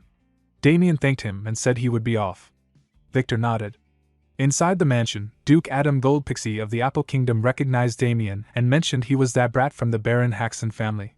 Damien thanked him for recognizing him. Adam said he heard from Demishi that Damien was looking for him, and asked the reason.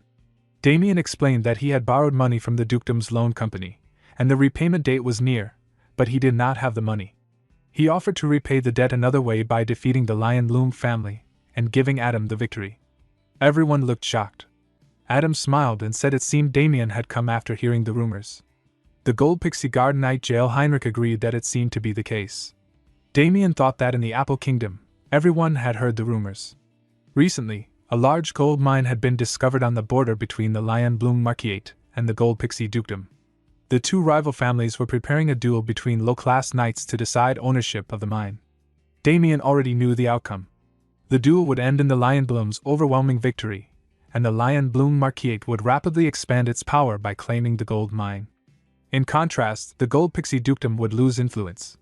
Damien realized that if he helped the duke win, he could not only pay off his debt but also keep the Lion Bloom family in check.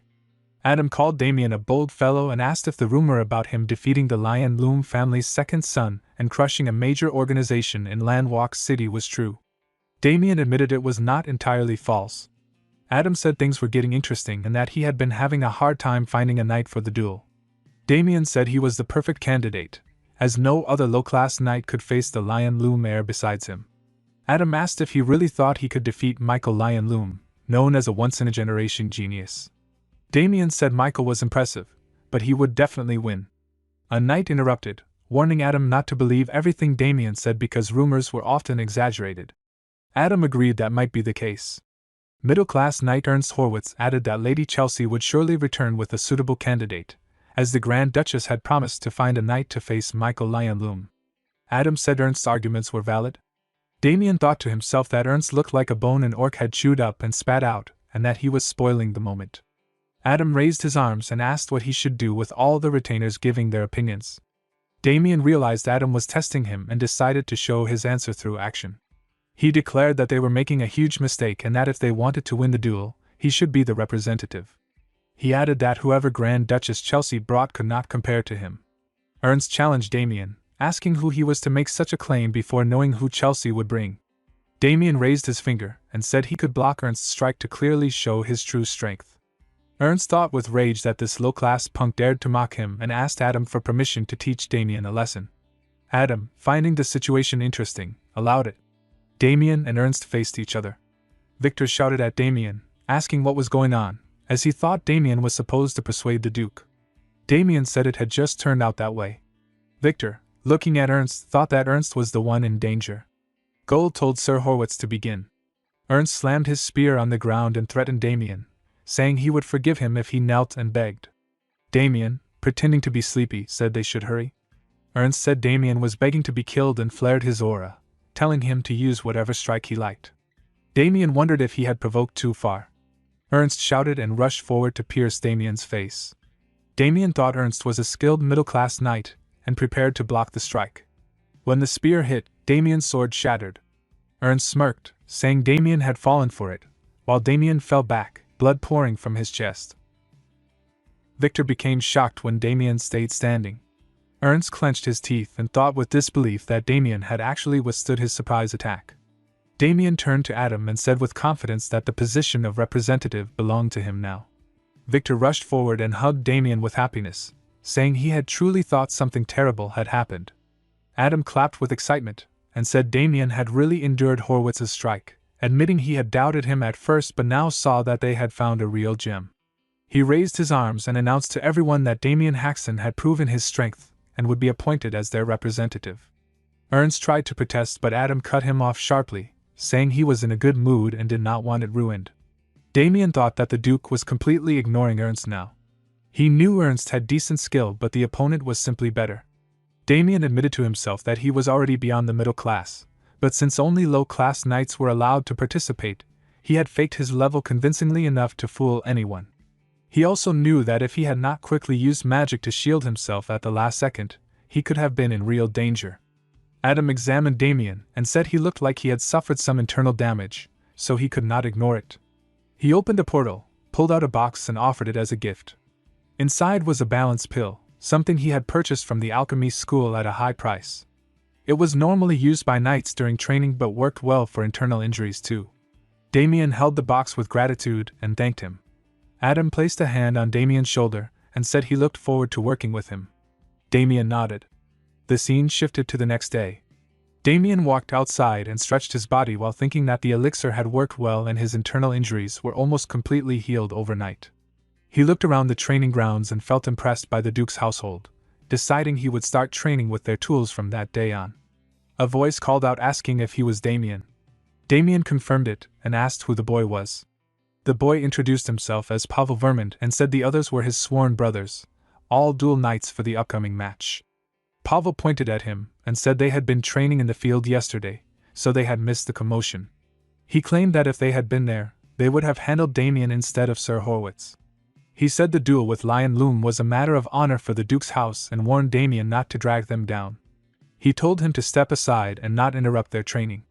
Damien turned away and thought that this worked out well since he was curious about the Duke's knights and would now get to see their skills. The knights began their training. One knight praised Pavel for seeing through his attack and blocking it with his forehead, saying he had learned something again. Pavel replied that the knight had also improved and wondered if it meant the match was a draw. Another knight rushed in and asked them to spar next because he felt restless. Pavel told him to catch his breath first. The first knight mentioned that only a month remained until the duel and with hard training they would see good results. Pavel agreed and said they would defeat Lion Loom and restore the Duke's honor. They raised their swords and shouted that they were all for one and one for all.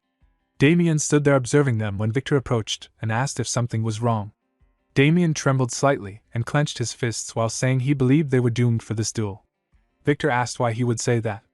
Damien looked at the knights and said he did not think he could win with those idiots. Adam showed happiness and joked about the dignity of the high class. Jael replied that he did not mind at all. Adam told him there was no need to act polite and to be honest, but Jael said he truly meant it.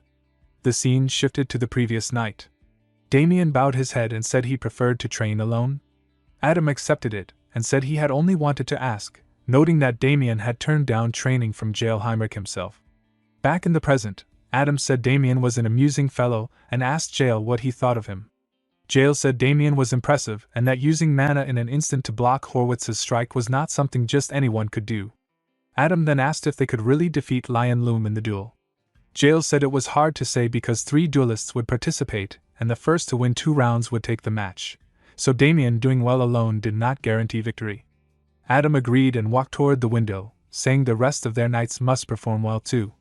Jael reassured him that since Sir Sebastian Vincenzo from the middle class was overseeing training, there was nothing to worry about. The scene shifted back to the day. Damien looked at the knights and thought the situation was worse than he expected. He saw that their stamina was terrible, their skills were shallow, and they relied only on flashy moves.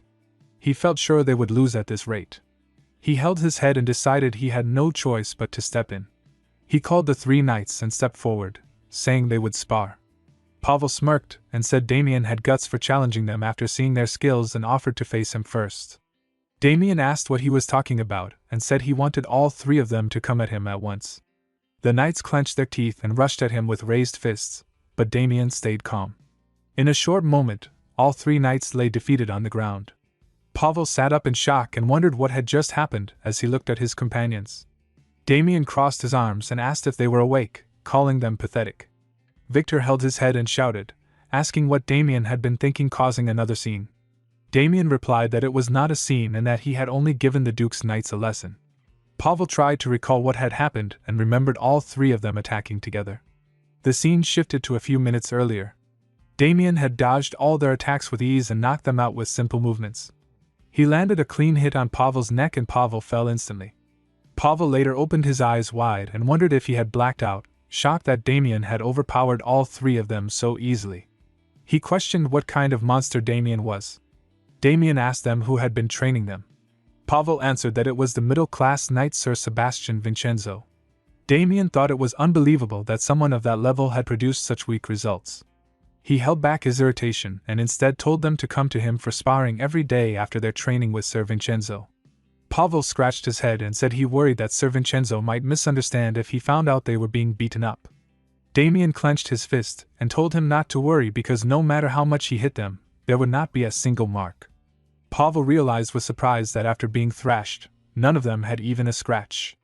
Damien explained that he had once learned a very specific way of beating people. He remembered a man who had traveled the continent reforming criminals. People had called him the character corrector.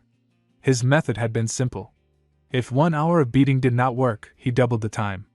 Rumors said he had once beaten someone for 512 hours. Eventually he had begun to pity the criminals he left bloodied and searched for a way to beat people without harming them.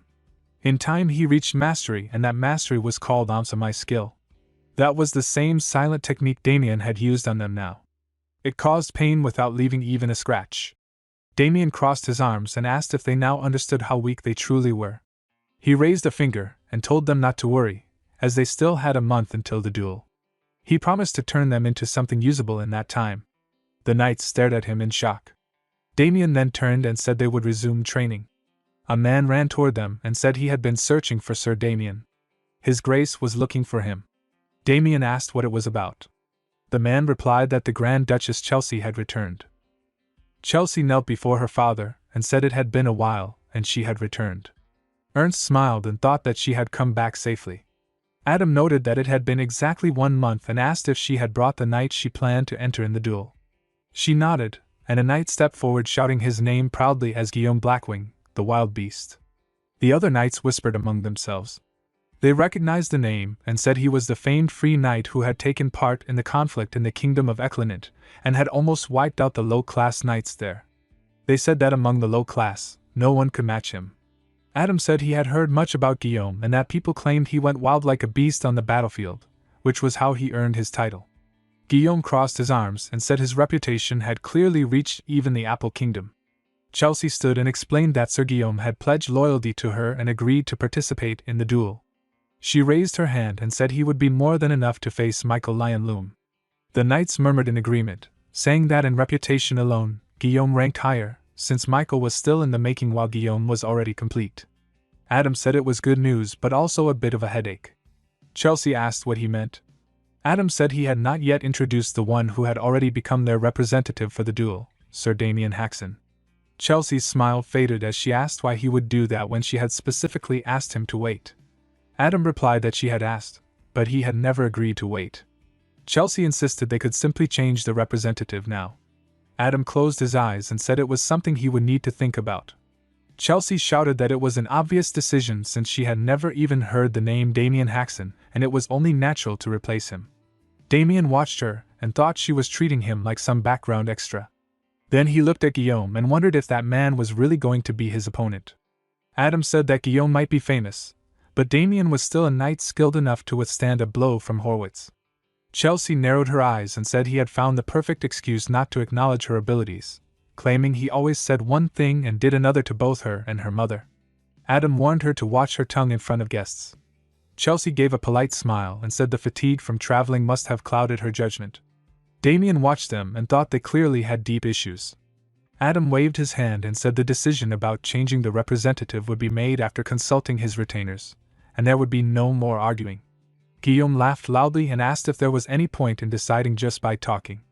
Jael found the comment rude. Guillaume then walked up to Damien and said the strongest one should be the representative, and suggested they settle it by whoever wins. Chelsea clenched her fists and told him to stay quiet, but Guillaume ignored her. Adam admitted Guillaume was not wrong and asked Damien what he thought. Damien smirked and said he understood he was being tested again. He knew he needed to show some skill to resolve the situation. He agreed that the strongest should be the representative, and then suggested they settle it with a contest of strength rather than a fight. He also wanted to confirm something for himself.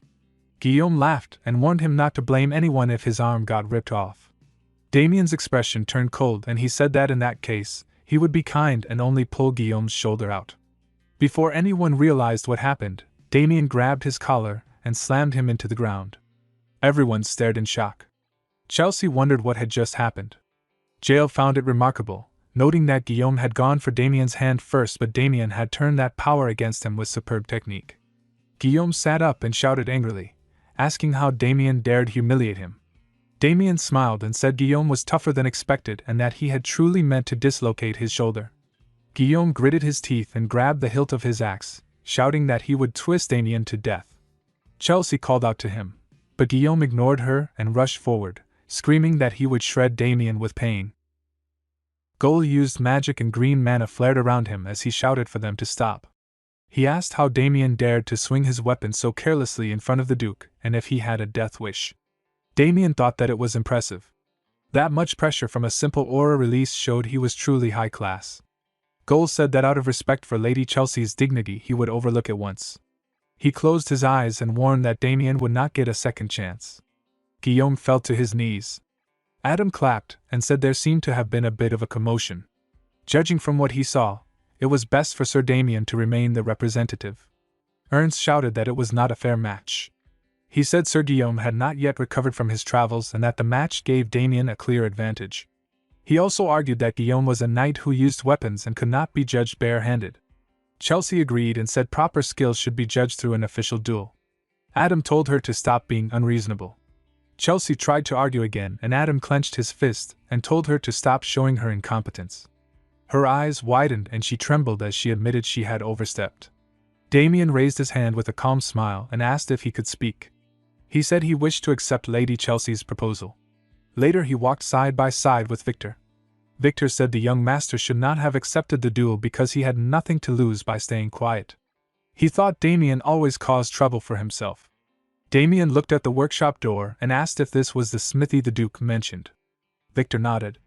Damien remembered the Duke's words when Adam said that if Damien truly intended to fight, he would not stop him, and that since the training sword was damaged in the fight with Horwitz, they would have a new one made at the Duke's smithy. Damien thought he could beat someone like Guillaume with a training sword, but there was no reason to refuse the Duke's generosity. They entered the shop and Victor told the owner that they had come by order of Duke Goldpixie to collect a sword for their young master. The owner said they had been informed and guided them inside. The hall was filled with many weapons and Victor admired how amazing they looked. Damien smiled, but then his eyes widened when he saw a certain sword. He wondered if it could really be that blade. The owner noticed his interest and said it was a unique blade. It had been commissioned by a knight who once served the Duke's family, but the knight had left due to urgent matters before the sword was finished, so it never reached its intended owner. Damien asked if that knight had provided resonance steel for the forging. He thought the shape resembled the favorite weapon of the sword master known as Sword Maestro. He held the sword and said he would take it. The owner asked if he still chose it even knowing what resonance steel was. Damien nodded and thought about how resonance steel repelled mana and generated waves instead of amplifying it like rare metals usually did. He asked if the sword had a name, and the owner said the knight called it the Thousand League Sword Kienrigim. When Damien and Victor exited the shop, a girl approached and asked if he had found a weapon he liked. She bowed and introduced herself as Rebecca, a servant of Lady Chelsea. She said Chelsea wished to speak with him and asked if he would spare a moment. Damien said he doubted there was anything to discuss. Rebecca told him he never knew, and that her lady held more cards than he might expect. She said Chelsea might offer something he needed. Damien thought she was trying to persuade him and decided he had something to confirm, so he agreed and told her to lead the way. The scene shifted to a restaurant. Rebecca explained that the place was personally run by Lady Chelsea, and was reservation only for nobles. For this meeting with him, she had cleared the entire place. Rebecca pointed toward a door and said Chelsea was waiting inside. Damien opened it while wondering what kind of offer she planned to make this time. His eyes widened when he saw her. Chelsea poured a drink into a glass and told him he was a little late and to take a seat beside her. Damien sat in front of her and asked why she had called him. Chelsea said he was impatient and suggested they talk after the meal was served. He told her he did not want to waste time and asked her to say it now. She said she had only one request and asked him to step down as the representative. Damien asked if she did not trust Guillaume Blackwing. She told him not to misunderstand. Once Guillaume picked up his axe, someone like Damien was nothing. She only wanted him to save his strength for the duel with the Marquis house, since it would be troublesome if he got injured in a meaningless duel. Damien thought the reasoning made some sense, but he still asked what benefit there was for him. Chelsea told him that if he gave up his spot, she would give him everything he wanted. He asked how she could know what he wanted. She raised her hand and said it was obvious what a countryside noble would desire, such as money or fame. She said it was better to be in the good graces of the future Duke, and told him to go and inform her father that he was stepping down. Her aura flared as she ordered him to deliver the message. Damien lowered his head and then smiled as he refused. Chelsea shouted in confusion, unable to understand. He smirked in his thoughts. She was panicking because he was not affected by the allure scent. Allure scent was a type of black magic that created false affection and allowed the caster to manipulate the target. Because he retained his black magic knowledge from his past life, he sensed it the moment he entered the room. He noticed the enchanted incense right away. At this concentration, anyone else would have become a slave within an hour. But thanks to the power of greed, he absorbed it all. He stood up and asked what exactly did not make sense. Chelsea stuttered and begged to know why he was refusing even though she said she would give him everything he wanted. Damien walked away and said he did not need anything from her because she could not give him what he wanted in the first place. Chelsea shouted and demanded to know what he wanted so badly. He answered that he wanted his family's happiness. Her eyes widened and he told her he would be leaving, and that she should tell Guillaume Blackwing to prepare well for the duel. Chelsea gritted her teeth and said he must value his family greatly. She stood and repeated her demand for him to step down. She clenched her teeth and threatened to send people to crush the Haxton household completely if he refused. Damien grabbed her by the throat. She struggled and shouted in outrage, ordering him to let go. The knights burst into the room, calling out to their lady and accusing Damien of laying a hand on her. Damien released her and in one swift movement cut a knight's throat. The knight fell to his knees. Damien smiled and said he had only sliced lightly, and that with a potion the knight would survive. He told Chelsea that he wanted to sever her head then and there, but he would restrain himself because that would be too merciful. He said she should look forward to seeing how horrible things would become for her later, and walked out. Chelsea trembled until Rebecca rushed in and asked if she was all right. Chelsea said coldly that he dared to do this, and she swore she would kill him. She called Mustang Fury. Mustang burst in and reported for duty. Chelsea shouted at him, demanding to know why the allure scent had not worked on Damien. Mustang said he was unsure and that some people simply had strong resistance to black magic. Chelsea slapped him and demanded to know where Guillaume Blackwing was. Mustang said Guillaume was at a tavern cooling off after the day's events. Chelsea raised her hand and shouted in anger because he was drinking the night before a duel. She asked if Mustang was sure Guillaume could defeat Damien Haxon. Mustang clenched his fists and shouted that of course Guillaume could, as he was the pride of Iran and the most gifted knight in black magic he had ever seen. He asked her to be patient and promised that Iran would make sure she inherited the dukedom. Chelsea warned him to keep that promise, or she would kill them first. That night Victor slept while holding his weapons. Damien observed his sword and thought he had not expected to run into them here again. He realized Chelsea Goldpixie was connected to the black mages. The aura he had felt from Guillaume before was black magic. Damien decided it would be better to show the Duke in person tomorrow rather than explain it. The scene shifted to the battlefield where Guillaume shouted. Pavel pointed out that the man was Guillaume Blackwing, and he looked incredibly strong. Another knight asked who would win. Pavel said by reputation alone it should be Guillaume. The knight clenched his fists, hoping that meant they would be free from Damien Haxon, who had been harsh on them under the guise of training. Pavel closed his eyes and hoped Damien would lose, but thought he could not see him losing at all. Damien stood in front of Guillaume. Guillaume remarked that Damien was not running away after all. Damien stretched and said he had slept funny and his shoulders were stiff. Guillaume noted he was acting calm. Adam, sitting on a chair, reminded everyone that whoever won today would take the role of representative and expected everyone to respect the outcome. Chelsea, looking at Adam, thought he should enjoy himself while he still could because Guillaume would win the duel. Adam then declared the duel should begin. Guillaume twirled his weapon and told Damien accepting the duel was his biggest mistake. He rushed forward, claiming that was exactly why they called him the wild beast. Damien stayed calm and flicked his finger. Mana rippled and the pressure shook the ground, forcing Guillaume to drift back in surprise. Adam commented that it was a strange technique. Guillaume shouted that Damien called himself a knight, while using ridiculous trickery. Damien sent a mana circle that hit Guillaume's shoulder and then his face, causing blood to pour from his mouth. Damien raised his hand and said playtime was over, then slammed his sword into the ground. Mana shook the earth and Guillaume screamed in agony, vomiting black liquid. Adam asked why Guillaume was acting like that, and Gold thought he was foaming at the mouth. Chelsea clenched her teeth in anger. Damien told Guillaume that his true identity was revealed and called him a fake knight. Adam murmured in confusion, asking if Guillaume was a fake knight. Damien sheathed his sword and confirmed that he was. He explained that the man had enhanced his physical strength and mana through dark magic. The people around them looked shocked and murmured that such a thing should not be possible. They worried that if the church found out, the consequences would be severe and agreed that they had to get to the bottom of it. Adam asked Damien if he had known the man's identity all along. Damien bowed his head and admitted he had. He apologized for not reporting it sooner, saying he had wanted to uncover everyone involved first. Adam asked in disbelief if everyone was involved. Damien revealed that dark mages had infiltrated the ducal house and that Lady Chelsea was connected to them. Chelsea looked shocked and shouted to her father, insisting she had nothing to do with it. Adam clenched his teeth and said the circumstances made it hard to deny. He accused her of bringing filth into his house and demanded to know why the guards were just standing there. He ordered everyone tied to Lady Chelsea to be seized and thrown in the dungeon to uncover the truth. Chelsea shouted that it was a mistake and that she was innocent.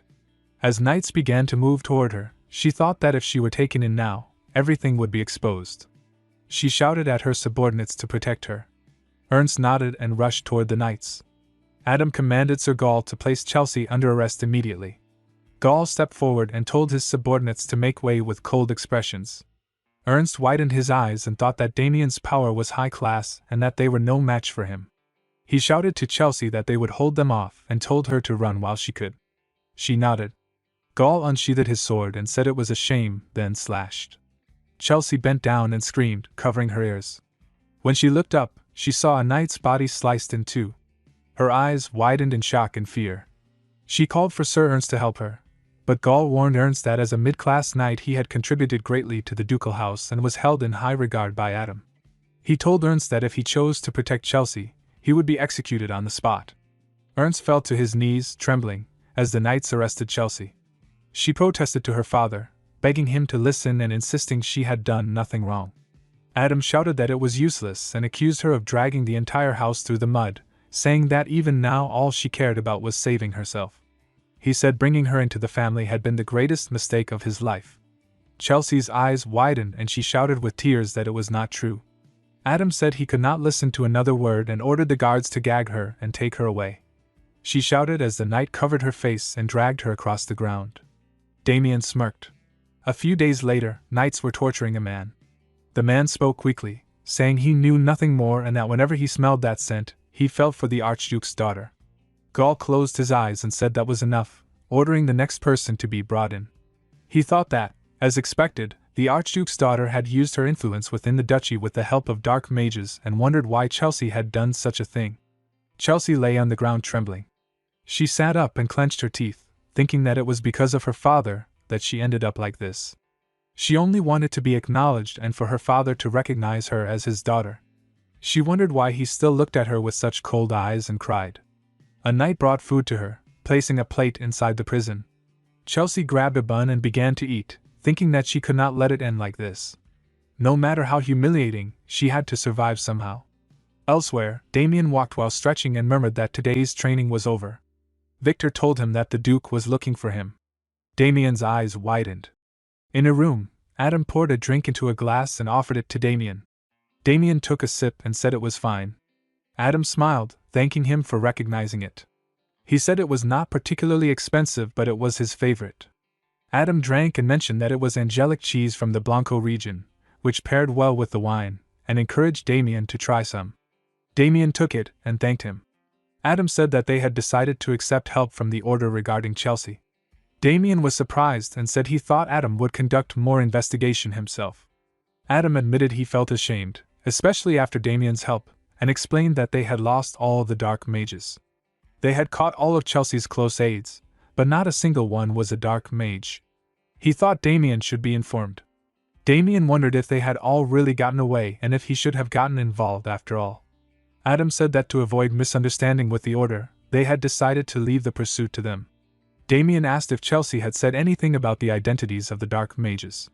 Adam closed his eyes and said no. Despite severe torture, she had never spoken and had been very tough. He explained that she had not always been that way and shared her past. Chelsea's mother had been a commoner. When he was young, he had met her while hunting with the knights. She soon became pregnant with Chelsea. At first, he had denied it was possible and later felt it disgraceful that a commoner carried his blood, so he drove them away. Time passed, and he became curious about the child he had abandoned. He investigated and found that Chelsea's mother had died from the plague, but the child had survived alone. He brought her to the duchy. Adam placed his hand on his eyes and wondered why he had done that. Damien said maybe it was because she was family. Adam said perhaps that was what she had wanted, to truly become family. To gain his approval, she might have felt she had to go that far. She could have lived a normal noblewoman's life. He admitted he must have been drunk and rambling. Suddenly, a man arrived shouting for Adam. Adam asked what the commotion was. The man shouted that something terrible had happened and that Lady Chelsea had hanged herself. Adam's eyes widened. Meanwhile, in the prison, knights fell to the ground in shock as they saw Chelsea's dead body hanging from the roof. Victor walked beside Damien with an armful of laundry, and complained that the young master never sorted his clothes properly. He said Damien always mixed everything together, and never thought about the person who had to clean up. He even said the socks were always inside out. Damien barely listened because he saw Adam standing inside a nearby room. He thought that several days had passed since the death of Chelsea Goldpixie. Her death had been declared a suicide and the interrogations of everyone involved were already finished. Her actions had been judged as bringing danger to the family, so she was denied a noble burial and placed in an unmarked grave. The threat over the Gold Pixie Duchy seemed settled for the moment, yet Damien felt this was not truly the end. He believed those fools would definitely cause more trouble. Victor called out again with wide eyes and asked if Damien was even listening. Damien snapped back to reality, and placed an arm on his shoulder, as he told him to stop nagging. Victor asked if it looked like nagging and Damien said it did because he made a fuss over the simplest things. The scene shifted to night where Ernst drank alone in the street before sinking to the ground. He murmured the title of the Grand Duchess and slipped into a memory. In the past, Chelsea held a small crown of flowers and asked if her father would be pleased if she offered it to him. Ernst scratched his head and said he was not sure. Chelsea brightened and said her mother always told her that flowers made people happy. She added that these were the same flowers blooming in the field where her parents first met, so she believed her father would definitely be happy. Ernst smiled and nodded at her innocent hope. Ernst spoke in the present with deep sorrow and said he was sorry he could not protect her. His body trembled and he struck himself in despair as he cried that she should have died right there, and that he should have protected her. Rebecca stepped forward and called out to him, but Ernst's eyes widened with rage. He grabbed her by the throat and accused her, blaming her for what happened to the Grand Duchess. Rebecca trembled and begged him to listen, but he shouted for her to be quiet and called her a filthy dark mage who conspired with the devil. He said he would twist her neck right there. Rebecca screamed for him to help her take revenge. Ernst paused and asked what revenge she was talking about. She told him the truth behind Chelsea's death and said it was not suicide. She said Chelsea died because she could not endure the pain. Shocked, Ernst released her and she collapsed to the ground. He demanded proof. Rebecca told him to think about it and asked if Chelsea would really have had the strength to take her own life. She reminded him that Chelsea was not that weak. She said she heard from the people who handled the body that there were marks of torture everywhere, and injuries so severe that no ordinary person could have survived. She said injuries like that definitely caused her death. Ernst clenched his teeth. Rebecca continued and said the Duke had faked her suicide to hide his own crime. Ernst's eyes widened as he thought that perhaps this was wrong because the Duke he knew cared about others. Rebecca admitted she had approached Chelsea on purpose but said Chelsea always treated her warmly like a sister. She said she could not let this go. She took his hand and placed a locket in it using faint magic as she said she would take revenge on the Duke who had done this to the young lady and that she needed Ernst's help. Ernst's eyes widened and he asked with a sharp expression what he was supposed to do. After that he turned and walked away in silence. Behind Rebecca, Mustang stepped out of the shadows.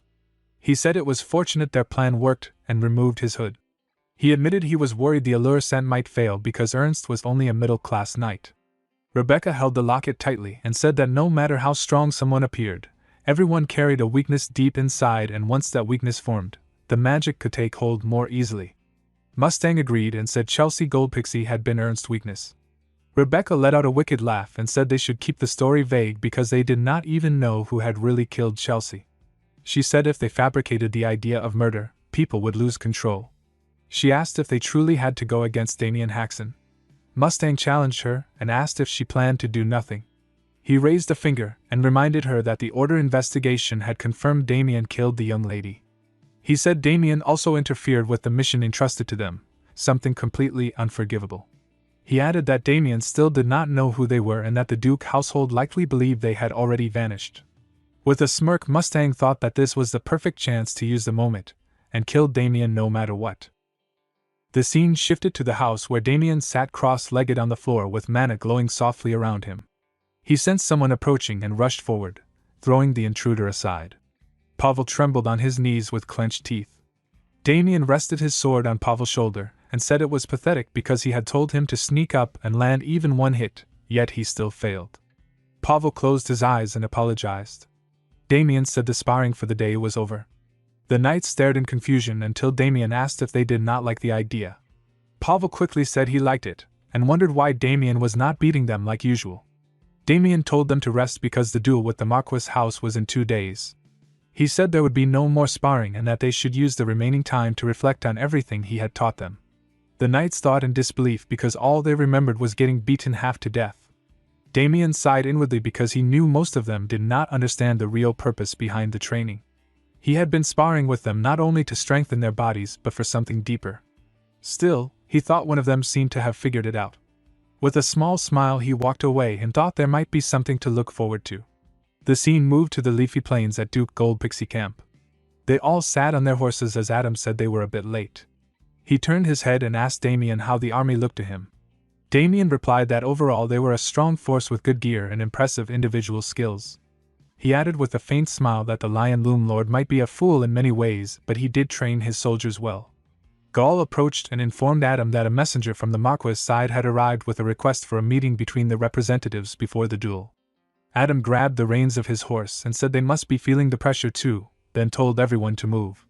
The scene shifted to the Marquis' Lion Bloom camp where Holland shouted at Michael to get up because they needed to greet the Duke's side. Michael sat up slowly and complained that his father was too loud and wondered why he would wake someone who was sleeping peacefully. Holland grew angrier and asked if he understood how important his role was in the upcoming duel.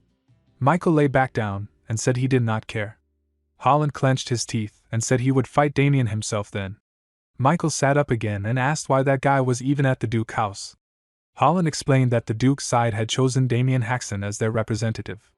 Michael smiled wickedly, gripped his sword and said that was perfect. The scene moved to the meeting place where Adam scolded them for inviting someone and then arriving late. He said they lacked basic manners. Holland crossed his arms and mocked Adam for getting angry over nothing and said his narrow temper had not changed. He then greeted Gaul and joked that Gaul should abandon the Duke and join his family. Gaul cleared his throat and said he would serve Duke Goldpixie until his bones turned to dust. Holland called it a shame and said it was pearls before swine. He then turned to Damien. Adam introduced Damien as Damien Haxon. Holland's eyes widened when he realized Damien was the one who defeated his son and knights. He clenched his fist and vowed that if he ever had the chance, he would make him pay. Yet at the same time he felt a strange unease and wondered why a high-class noble like himself felt tense facing someone so low-class. He thought it might be because of the potential Damien carried. He even wondered if Damien could rival Michael. Then Michael finally arrived with a cold expression and unsheathed his sword while smirking. Holland stopped Michael by grabbing his arm and told him to halt. Michael realized he had moved without thinking. Gaul stepped forward and asked what Michael meant by drawing his sword in front of the Duke just before the duel. Adam reminded him that pointing a sword at a noble was a serious crime. Holland bowed his head slightly and said his son had acted foolishly and that it had only been bravado. Adam asked how he planned to take responsibility because such a matter could not be brushed aside. Michael felt troubled and wondered why his body reacted on its own, as if he had faced a wild beast. Adam thought this was a good chance and smiled as he said he would let it pass, even though he would have preferred to cancel the duel entirely. Holland found it strange because Adam was not usually someone who let things go so easily. Adam raised his hand and said he would instead add more conditions to the duel wager. Holland clenched his teeth and asked what conditions, then eventually agreed to all of them. He turned away and told Michael they were leaving. Michael nodded silently. Adam waved and warned them not to go too far, then said he would see them later. Damien watched and thought that Adam was impressive for taking advantage of that moment to secure conditions. Adam turned to Damien and wondered aloud why Michael had suddenly drawn his sword. Damien smiled and said he did not know. In his thoughts he noted that Michael already seemed to have awakened his sixth sense at a young age. He felt the duel would be entertaining. Holland scolded Michael afterward and asked why he had drawn his sword, saying he had just put their house in danger. Michael told his father that Damien had known he would draw his sword and still smiled calmly. His eyes sparkled as he said he had never met an opponent like that, and wondered if Damien might actually fight him on equal terms. Holland noticed the change in his son and realized Michael had finally found someone who stirred his fighting spirit. Michael then scratched his head and asked about the disadvantageous conditions he caused. Holland thought he was a fool for only thinking of that now but told him not to worry because victory would belong to the Lion Looms. The scene shifted to the duel grounds where both sides stood facing each other. A man announced the start of the first match and called for the duel knights to step forward, saying the first duel was important for gaining momentum. Adam turned to Damien and asked whom they should send. A knight approached and asked to make a recommendation. He introduced himself as Sebastian Vincenzo, the mid-class knight who trained the duel knights. He said he could suggest a more suitable fighter than Damien. Damien recognized him as the one who trained Pavel and the others. He understood Sebastian was being cautious so he would not steal his credit and decided to give him face. Damien raised his hands and agreed to let Sebastian choose. Adam accepted the idea and asked who the first fighter would be. Sebastian smiled and announced his choice. A knight stepped forward, Fabian Vincenzo, the first dual knight of the Gold Pixie House. Sebastian looked at him with quiet pride and thought he was counting on his son. Fabian turned his head and thought that he would win this duel in style, and regain his grace's favor.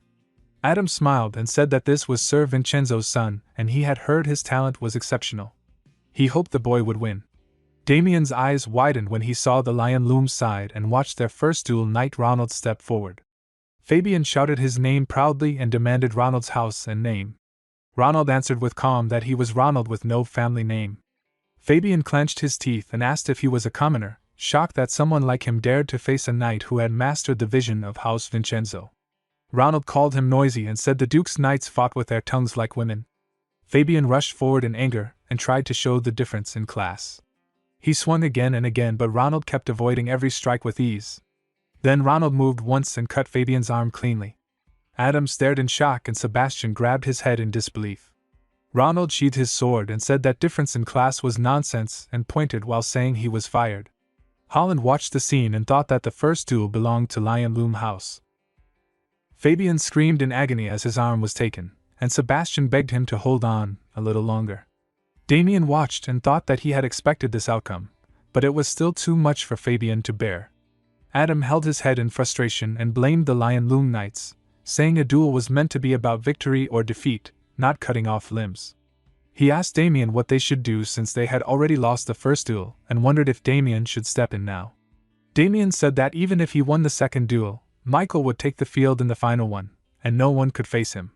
He explained that he already had someone in mind for the second duel. The scene shifted to Pavel, who stood trembling with wide eyes. Damien told him to remember the harsh training he endured while being beaten down, and assured him that he could win. The knights encouraged Pavel and shouted that they believed in him. Adam asked if Damien was truly sure about choosing Pavel, saying he had never been a remarkable knight. Damien smiled and said he had trained Pavel specifically for this moment, and that he would not fail.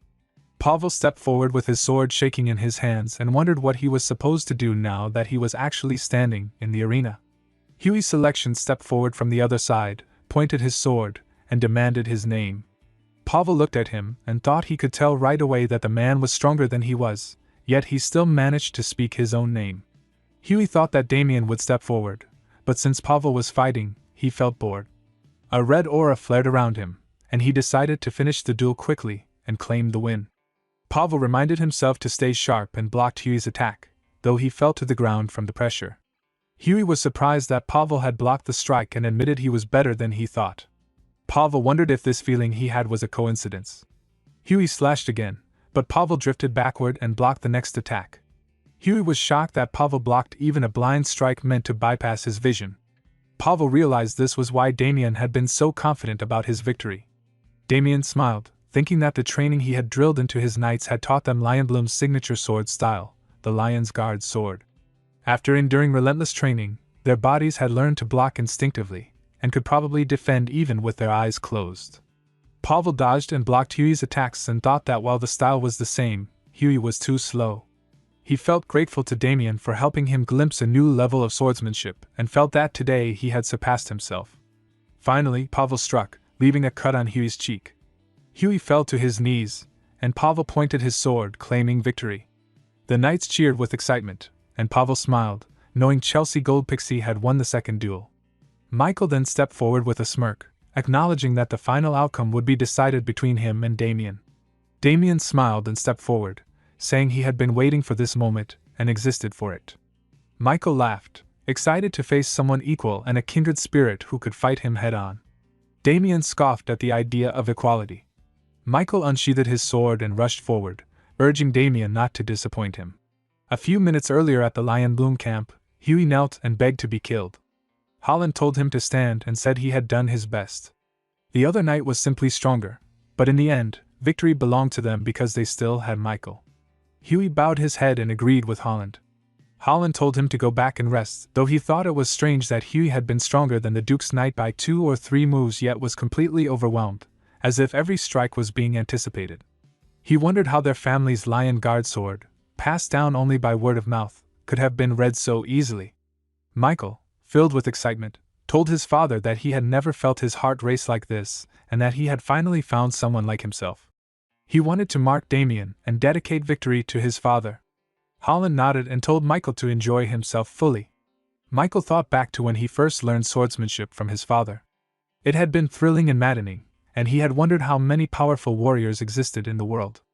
Over time, however, his excitement faded because victory had become inevitable against all knights he faced. Then Damien appeared before him, rekindling that thrill. Michael rushed at Damien, asking him not to disappoint him.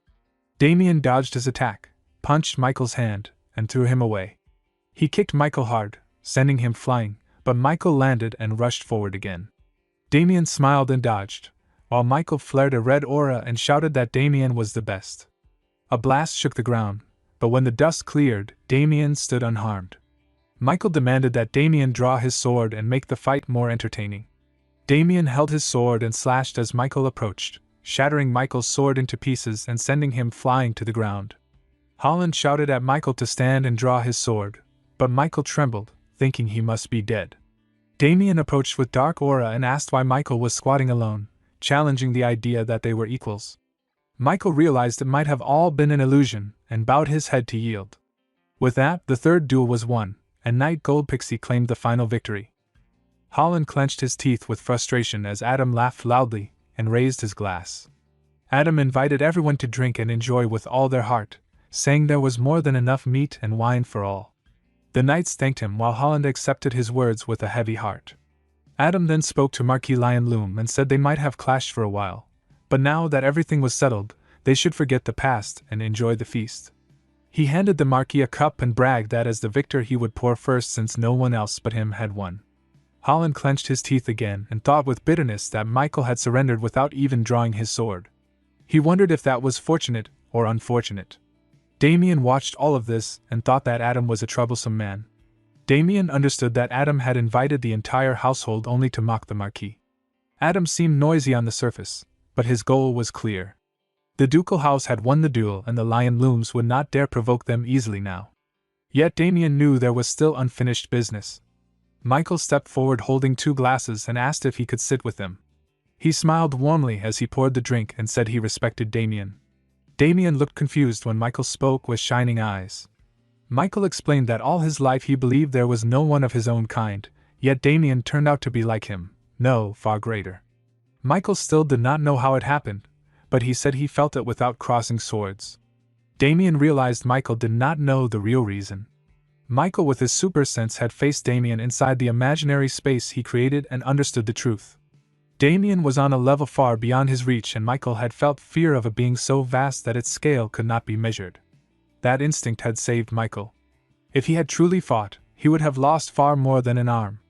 Michael admitted that the world was wider than he had imagined. Damien offered Michael a word of advice as he drank calmly. He told him the world was vast and that even though Michael's talent was rare, it was not unique. Michael's eyes widened when Damien added that there were at least 3 people within the Empire whose talent surpassed his. Damien warned him not to grow proud, not to think he was the greatest, and remembered how he once believed the same and paid the price against a certain man. Michael then asked if Damien lived with that thought as well. Damien replied without hesitation and said he did not. He believed he truly was the greatest. He waved his hand and warned Michael not to become conceited unless he reached Damien's level. Michael accepted his words seriously and said he would keep them in mind. Adam stepped forward with a cheerful tone and said the 2 of them seemed to have grown close.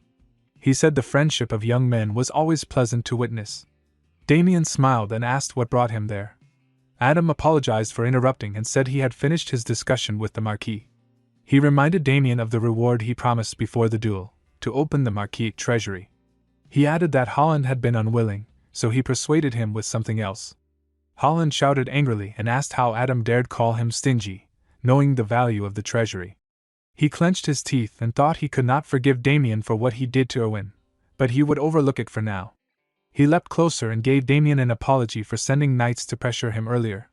However, he still refused to open the treasury to an outsider. He reached into his pocket and said he would instead offer 1 item from the treasury as both apology and reward. He opened a small box and revealed a ring infused with dimensional magic, crafted in the White Tower, capable of storing up to 100 kilograms. Damien recognized it as a spatial magic tool worth as much as a small castle. It annoyed him that it was not the full promise, but the value was enough for him to let it pass. He accepted it with thanks. Holland then said if Damien needed anything else, he should speak. The treasury would not open, but the Marquisate had many fine weapons.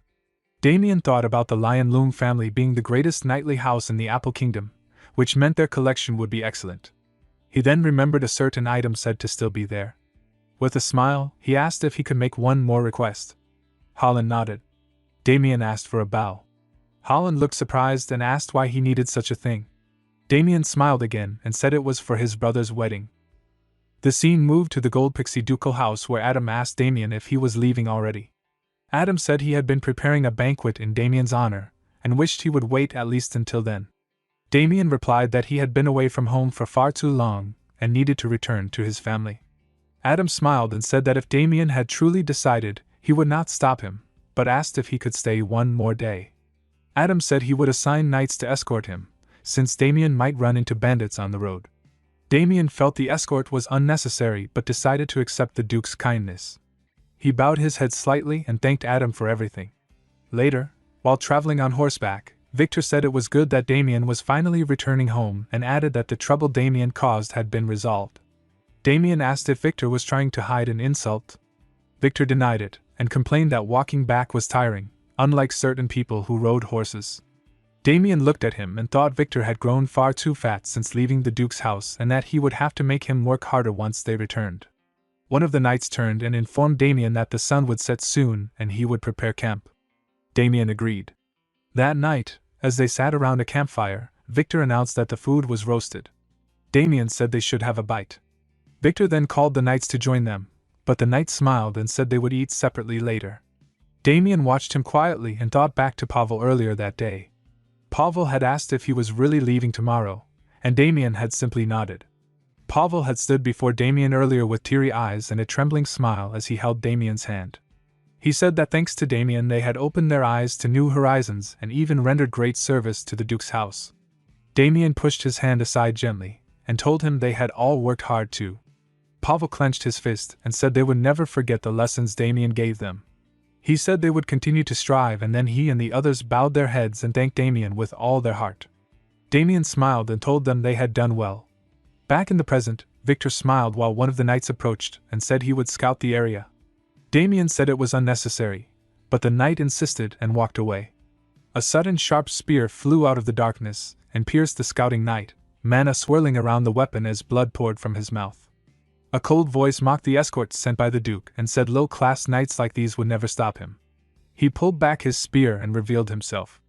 The other knights recognized him and shouted in shock, asking why Sir Ernst Horwitz would do such a thing. A cloaked Rebecca stepped forward and asked if there had been pests blocking his way. She released a strange scent to hypnotize the knights. Damien covered his nose and whispered that there was no choice. He apologized to Victor, then struck him on the back of the neck to knock him unconscious. Rebecca stepped closer and studied Damien with interest. She noted that a low-class knight resisting her charm incense was unusual, and said he must have a special constitution. Her voice turned cold as she said they should kill him and dissect him slowly. Their expressions were filled with darkness. Ernst finally stood before Damien and pointed his sword at him. He said he would tear Damien to pieces and lay his remains at Lady Chelsea's grave. Damien smiled and told him it was a joke. He reminded Ernst how he trembled before Lord Jael and nearly wet himself, yet now blamed Damien for what he failed to protect. Rebecca stepped forward with a cold smirk and said Damien was cruel to dig so deeply at a wounded man's heart. She asked where his calm attitude came from and wondered if he truly believed he could face all three of them alone. She said he might not understand the danger he was in. Damien replied calmly that they were black magicians of Iran, at least officer rank. Rebecca's eyes widened as she asked how he knew. Damien simply said he had good ears. Ernst released Aura and threw his spear at Damien, but it was blocked by Sebastian, who arrived right on time. Damien smiled and said they seemed to misunderstand, because he was not alone either. The scene shifted to an earlier moment in the ducal house. Adam had asked Damien for one more favor. He told him Ernst Horwitz had gone missing and still held a deep grudge because of Chelsea's death. Adam warned that Ernst might try to take revenge. He also reminded Damien that the black magicians whose plans he ruined were after him too. Adam said Lord Jael protected him, but Damien had no such shield. That was why he wanted to add a skilled man to Damien's guard. A knight then walked in through the door. Damien recognized him as Sebastian Vincenzo. Adam explained that the other middle-class knights were away on missions and Sebastian was the only one available. Adam entrusted Damien to his care. Sebastian placed his hand on his chest and promised that he would protect Damien even at the cost of his own life. Damien understood now that the Duke had already ordered Sebastian Vincenzo to follow him in secret as a hidden bodyguard. If Sebastian walked openly by his side, the black magicians might never have appeared. The so-called protection was really a plan to lure them out. Ernst greeted Sebastian with a twisted smirk. Sebastian asked why Horwitz was there, but Ernst said he would not allow anyone connected to Lady Chelsea's death to live. Sebastian replied that Chelsea had taken her own life, but Ernst shouted in rage. He said Chelsea was far too strong to die by her own hand. Dark aura burst out of him as he claimed she had been tortured to death by the Duke. He vowed to punish everyone involved. He said Damien would die first, then the ones who tortured her, and lastly the Duke himself. Sebastian asked if Ernst truly meant to kill his own lord and said he had lost his mind. Ernst then tried to tempt him, saying he would not report Sebastian if he left Damien behind. Sebastian called him arrogant and released a surge of blue mana, asking who Ernst thought he was to decide who lived or died. Damien watched with a small smile, thinking this was what a middle-class knight was expected to be.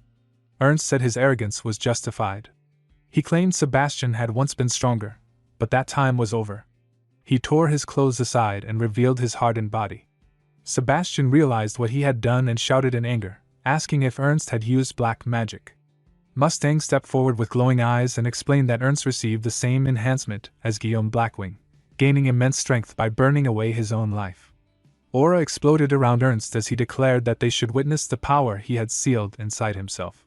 Sebastian clenched his teeth as he sensed the overwhelming aura and wondered if Ernst had surpassed a middle-class knight. Ernst raised his spear and mocked their surprise. He told Sebastian he should have listened. He sent a high-speed mana beam toward them and repeated that if they handed Damien over, he would let them live. The blast shook the ground, dust rising everywhere. But when the smoke faded, Damien stood firm with sharp eyes. Ernst smirked at the sight. Sebastian and the others stared in shock. Sebastian said it was impressive power, but also said he would never be hit by such a simple attack. He smirked and told Damien he would handle things there. He ordered Damien to run to the ducal house and request reinforcements. Damien nodded and vanished into the forest. Rebecca shouted after him, asking where he thought he was running. Ernst shouted his name too, but Sebastian struck him and said they would settle their long conflict that day. Ernst rushed in, saying he would grant that wish. A violent blast shook the forest as they clashed. Meanwhile, Damien ran through the woods with Victor on his shoulder. Mustang and Rebecca suddenly appeared in front of him with dark magic.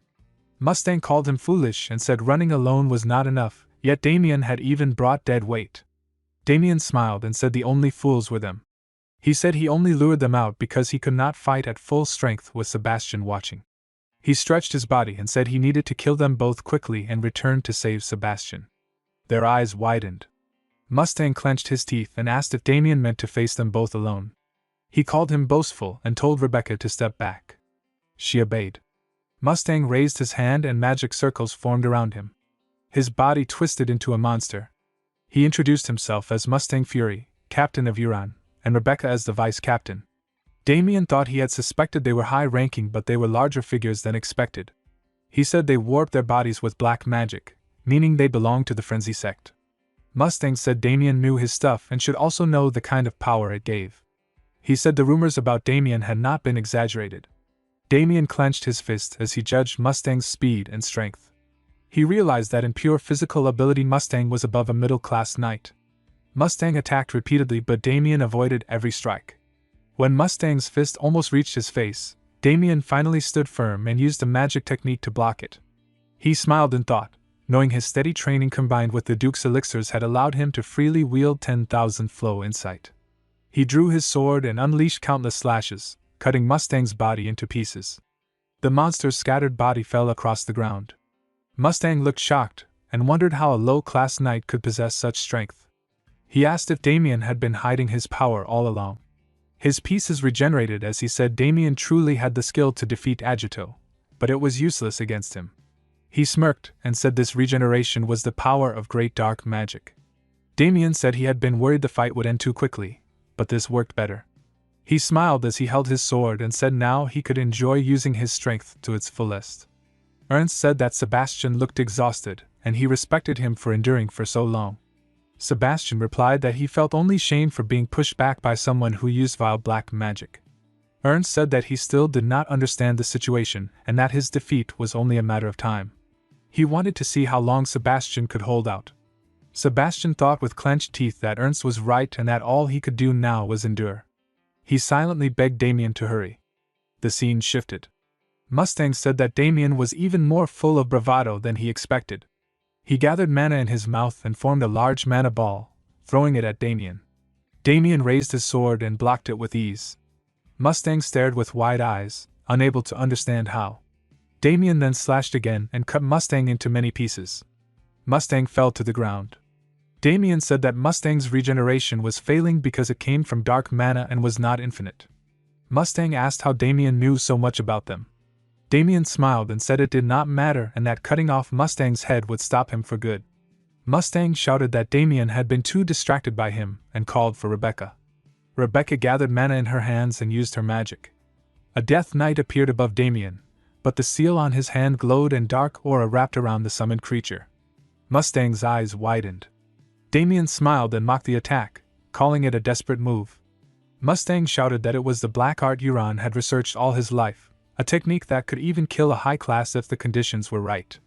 Damien called them disgusting and said black magic was only a parasitic power that ate away at the soul. He said he had thought of something amusing and that he would kill them with the very power they revered. Dark aura flared around him as Damien raised his finger and formed a sphere around Mustang and Rebecca. They screamed in agony as the sphere shrank and crushed them. The sphere shattered into pieces and Damien smiled. Victor stretched his body and asked where this place was. Damien looked at him with confusion and pointed at his face. Victor touched his cheek and asked what was wrong. Then he saw the blood on his hand and fell to the ground, whispering that following the young master had finally brought him close to death. Damien told him it was only the blood of the black mages that had splattered. He rubbed his forehead and admitted he had forgotten to ask about Dolgo before killing the Euron fools. He raised his hand and pulled in the dark mana. 2 dark orbs formed from the fluid. Damien thought that if he could not hear the truth while they lived, then he would summon their souls and make them speak. He raised his hand and ordered them to reveal everything. The scene shifted to the battlefield where Ernst had thrown Sebastian aside. Sebastian spat blood and forced himself to stand even though his body trembled. Ernst smirked and said this was the end and that he would put him at ease. Sebastian thought that if he was going to die, he would not let Ernst reach his lord.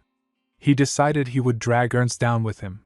Damien stepped forward and told Sebastian he had endured well. Ernst clenched his teeth and growled that he had planned to hunt Damien down anyway, and now Damien had crawled into his own grave. Damien smirked while holding the orbs and asked if Ernst was truly sure. He thought that one more step would decide who died. Ernst shouted that he did not understand Damien's confidence and charged forward, screaming for him to die. Damien only smiled and crushed the orbs in his fist. Ernst froze in shock, his body trembling as he asked how something like that was possible. Damien opened his fist and dark mana poured out of Ernst's body. Ernst screamed in agony and raised his hands, swearing he would kill Damien no matter what. Damien flicked his hand and threw Ernst away with ease. He smiled to himself, and thought that Ernst had been a fool who never knew that destroying the soul of the black mage controlling him would wipe out all the magic tied to it. Sebastian stared in disbelief and asked how this was possible. Damien clenched his fist and said the strange pulp-like result was a side effect of the black mana breaking apart. Sebastian trembled as he tried to stand and said it seemed so, but he cared more about what had happened to the black mages. Damien supported him and said they should return to the ducal manor first, and he would explain everything on the way. The scene shifted to the Gold Pixie Duchy. Adam said he had suspected this outcome, and was glad to be proven right. He thanked Sebastian for watching over Damien as he had requested. Sebastian insisted it was Damien who had saved his life. Adam smiled and bowed his head, thanking Damien for handling the black mages. Damien laughed and said he simply did what had to be done, and that their level was lower than he feared. He added that killing them must have also broken the black mana inside Horwitz. Adam said many people fail to do what is necessary, and that thanks to Damien the family had been freed from the villains who threatened them. He hoped the souls harmed by the black mages could finally rest. Damien said that since the matter was resolved, he would return home. Adam asked him to stay a little longer because someone wanted to meet him. Damien asked who it was.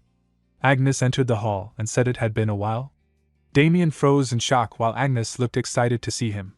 On the bright, shiny day, Adam and Victor hid in the bushes and watched Damien and Agnes from afar. Adam spoke with disbelief as he said it was hard to believe that the frail-looking girl was really someone from the Order. Victor replied that she was indeed connected to his young master. Adam felt uneasy and said the situation was different from what he imagined. He sensed that appearances meant nothing and that she was truly terrifying. He added that something about those two felt strangely friendly during the interrogation. Meanwhile, Damien talked to Agnes, and he said he had cut off the heads of the black mages. Agnes listened and said it was a shame she could not witness it herself. She smiled and mentioned that Damien seemed to have a deep connection with black mages. Damien admitted he knew the Order was sending someone but did not expect to meet Lady Agnes again. She grew flustered and said she volunteered for the mission when she heard he was here. She then asked if he found out where the mages belonged before killing them. Damien thought that the truth would complicate things, so he chose to deflect and told her he did not know. He said their mediocre skills made him doubt they belonged to any faction. Agnes said she wondered if they were from Iran. Damien asked if she had been pursuing Iran for a while. She admitted she was after a certain black mage connected to Iran. When he asked who it was, she told him about the murderer called Corpse Play. Damien was shocked. Agnes clenched her fist as she said everyone knew the name because of one horrible incident. A noble territory had been turned into a nest of undead. When knights arrived, they saw something terrifying in the town square. In the center they found letters shaped from corpses and entrails. Those words were written in blood. Agnes covered her mouth as she said the demon had done it all just to make his name known. Damien thought that Agnes still did not explain why she was chasing Euron. A faint feeling from her bothered him, and he could not understand it. He knew something he could never tell her. He knew the real name of the man she hunted. In the distant future, that man would gain Lord Ko's trust and become a legion commander whose undead army would slaughter millions. Agnes asked him to tell her at once if he ever learned anything about the murderer. Damien agreed and stood up. He said that was all the testimony he could give and asked if they could end the questioning. Agnes smiled and agreed. He nodded and turned away, then called out toward the bushes saying it was over and he could return to his schedule. Adam stood while brushing leaves off his clothes and said he had no more reason to keep him there. He told Damien to take care on his way back. The scene moved to the Viscounty of Haxon. Louise stood outside when Abel called to her and asked why she was out again. She asked why he came and he told her he came to look for her because she disappeared. He asked if she really thought waiting outside would make their brother return. She said she would go inside after a little while. Abel asked if she was that worried. She nodded and said Damien was just a fragile boy who went alone to the duchy. Abel was shocked in his thoughts, and wondered what part of Damien was fragile. Louise worried that the knights at the duchy might throw their weight around. Abel thought that Damien was more likely to be the one doing that. Louise smiled and wished for Damien to return safely. She suddenly sensed something and saw a shadow approaching. Damien raised his hand while sitting on his horse and said with a smile that he had returned. Louise let out a soft chuckle. Paul asked with surprise if His Grace had really bought all those things. Marilda answered with a warm smile that he had given them as gifts before they left. Damien stepped forward and handed a book to his father, and said he had stopped by the ducal bookstore and bought every book they had. Paul shouted with excitement as he recognized Lady Delphinel's new poetry collection and Baron Dalica's latest novel. Damien then turned to his mother and offered her gift. Marilda touched the furniture with happiness, and said the cedari wood and the rosewood table felt wonderful. Damien then brought out the next gift for his sister. Louise looked at the grand piano with sparkling eyes as she realized it was handcrafted by Master Buckley, one of His Grace's personal treasures. She hugged her little brother tightly and thanked him. Damien laughed and said the soldiers would help carry everything. He then turned toward Abel and asked why his face looked strange. Abel grumbled and asked what about it. Damien teased him with a smile and asked if he was sulking because he did not get a gift. Abel shouted that he did not care about such things. Damien lifted his hand and explained about the dark mana subspace where he could store things. He then pulled out a small item and said it was Abel's gift, made specially for him. Abel looked confused until Damien whispered that Lady Copperhead would love it if Abel gave it to her. He said his little brother wanted to get married so he should help him. Abel panicked and asked what he was talking about. Damien asked calmly if Abel did not like Lady Copperhead. Abel muttered that it did not matter because Lady Olivia Copperhead did not even know he existed. Damien reassured him with a smile, and said he had a plan. He had heard at the ducal house that the Copperhead family would soon hold a duel tournament for Lady Olivia's birthday. He said Abel would enter and get close to her there. Abel asked nervously about the duel tournament because it was an event for knights to test their skills and he could not fight at all. Damien simply told him not to worry because he would fight in his place. A few days later the scene moved to the small city of Rivercross where a group of boys gathered in a busy street. One boy drank from his cup and asked if they had heard about the duel tournament at the Copperhead estate. Another boy said the prize sounded amazing and the winner might even gain Lady Olivia's favor. A third boy said she was known for her beauty and he thought about entering too. His friend laughed and told him he would only embarrass himself. The first boy then brought up the heir of Viscount Haxon's family, and tried to remember his name until he finally said Damien Haxon. Another black-haired boy joined in and said there had been a lot of talk about Damien because he had beaten the lion blue mare without even drawing his sword. A boy closed his eyes proudly and said that was not the only rumor, and claimed Damien was said to be as handsome as him. A woman sitting nearby laughed, and asked Jackson if he heard that. Jackson smiled and said even a stray dog would laugh at such a claim. The proud boy marched toward him angrily and asked if Jackson was mocking the most handsome knight in all of Rivercross. The woman tried to calm him, and said they were talking about Damien Haxon, not him. The boy refused to believe it, and accused them of lying. Jackson stood up and accused the boy of flirting with his fiancée right in front of him. The boy looked shocked and said he had no idea what Jackson was talking about because they had spoken to him first. Jackson suddenly punched him and threw him aside. He glared coldly and said the fool dared to hit on Jackson Cutter's fiancée. Another knight drew his sword and shouted that the apprentices were provoking them and would not live through it. Jackson simply said they did not know who he was. The knights rushed him and demanded to know who he thought he was. Moments later all of them lay defeated across the ground. Jackson sat in front of one fallen knight and asked if he still did not know who he was. The knight cursed and Jackson punched him again. He stood up and turned to Sophia with a smirk and asked if it made any sense that Damien Haxon had become more famous than Jackson Cutter the Ogre Slayer. Sophia hugged him and said the fools simply did not recognize him because they were idiots. Inside she grit her teeth and thought that Damien had been a mere thug until recently, and now people acted like he was someone great. She wondered what kind of trick he had pulled this time. Marilda smiled softly and said it had not been long since they returned home, and it already felt sad to see them leaving again. Louise wished both Damien and Abel a safe journey. Damien nodded and told his mother and sister not to worry. Paul stepped forward and said he agreed because it was a good chance to bring honor to their family name, yet he still felt uneasy sending them so far away. He said he had heard from Damien about Abel's feelings and if he had known earlier he would have arranged a proposal for Lady Copperhead. Abel said it was nothing. Paul reminded them that winning was good but they must take care not to get hurt. They nodded. Paul then reminded Abel about the special favor he had asked of him. Abel fixed his glasses and said he remembered. Paul pushed them forward and wished them a safe trip. Damien waved from the carriage as they left. The scene changed to the road near Copperhead County where the carriage rattled along the path. Victor sat with growing irritation and thought the young masters had not spoken for hours. He found the silence awkward and felt he had to break it. He raised a finger and asked Abel one question. Abel asked what he wanted to know. Victor formed a heart with his hands and asked how Abel had ended up falling for Lady Copperhead. Abel flushed and asked why he cared about such a thing. Victor said the ride was boring. Damien thought back to his past life and remembered he had known Abel like the young lady but never knew why.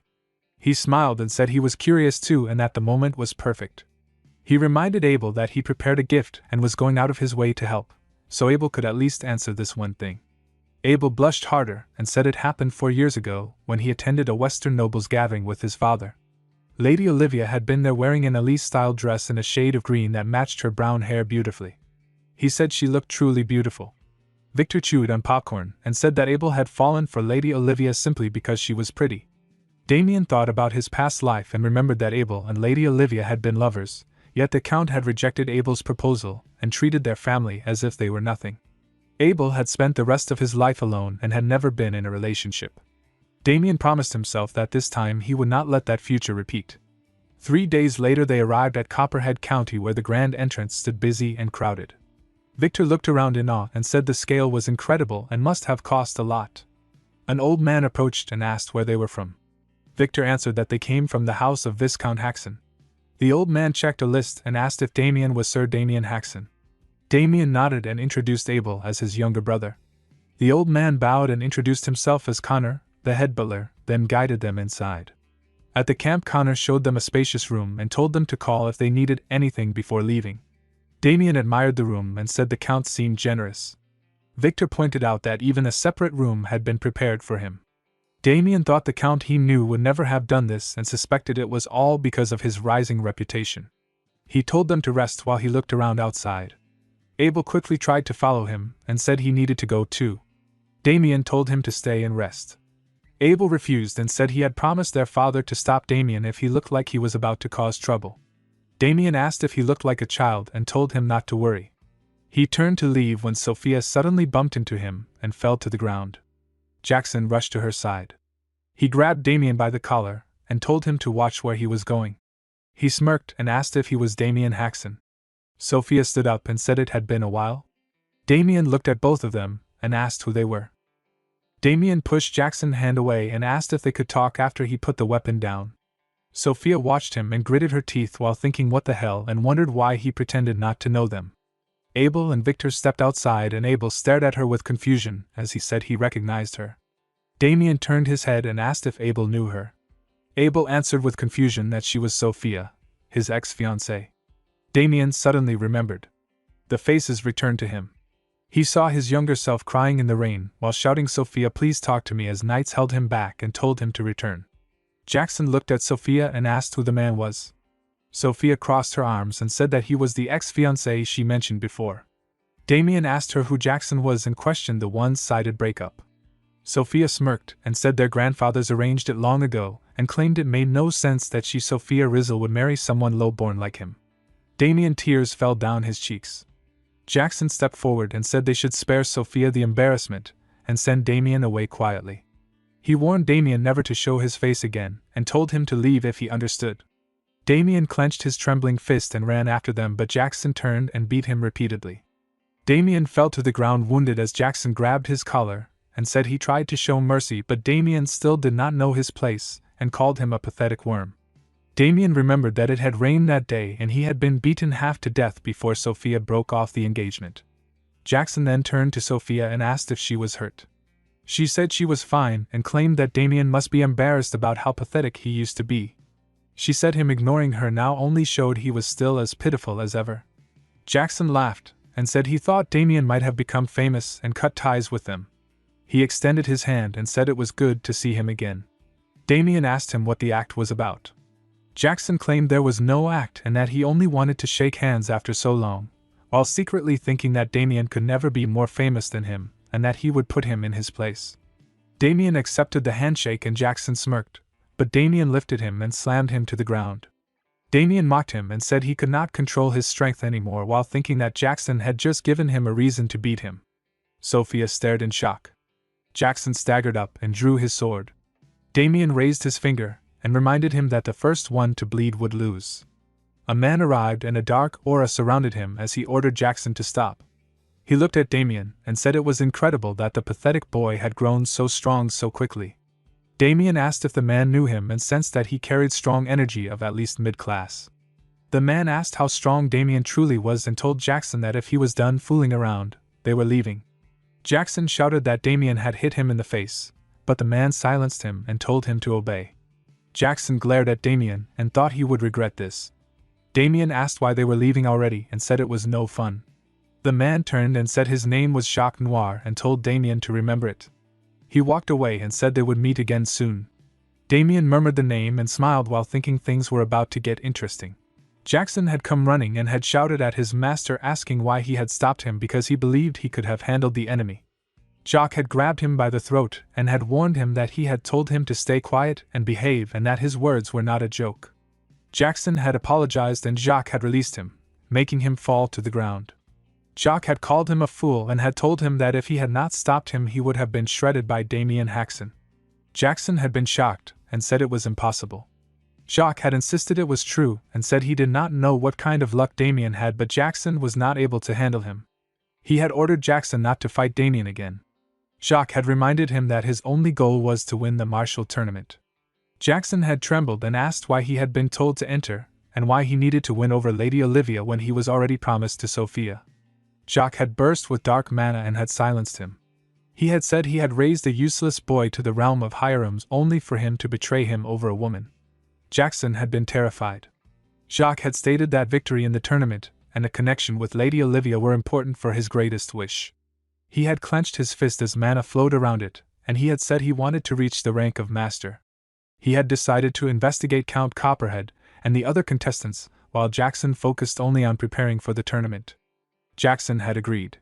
Jacques had walked out of the camp. Sophia had rushed inside calling Jackson's name. She had hugged him and had asked about the marks on his neck. He had said he was fine, but inside he had clenched his teeth. He had thought that if his master had explained properly things would be easier. He had wondered what his victory in the tournament had to do with Jacques becoming a master.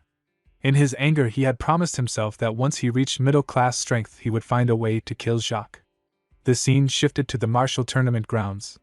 People had murmured as they looked at Damien, saying he looked just like the rumors and that he had an unpleasant face.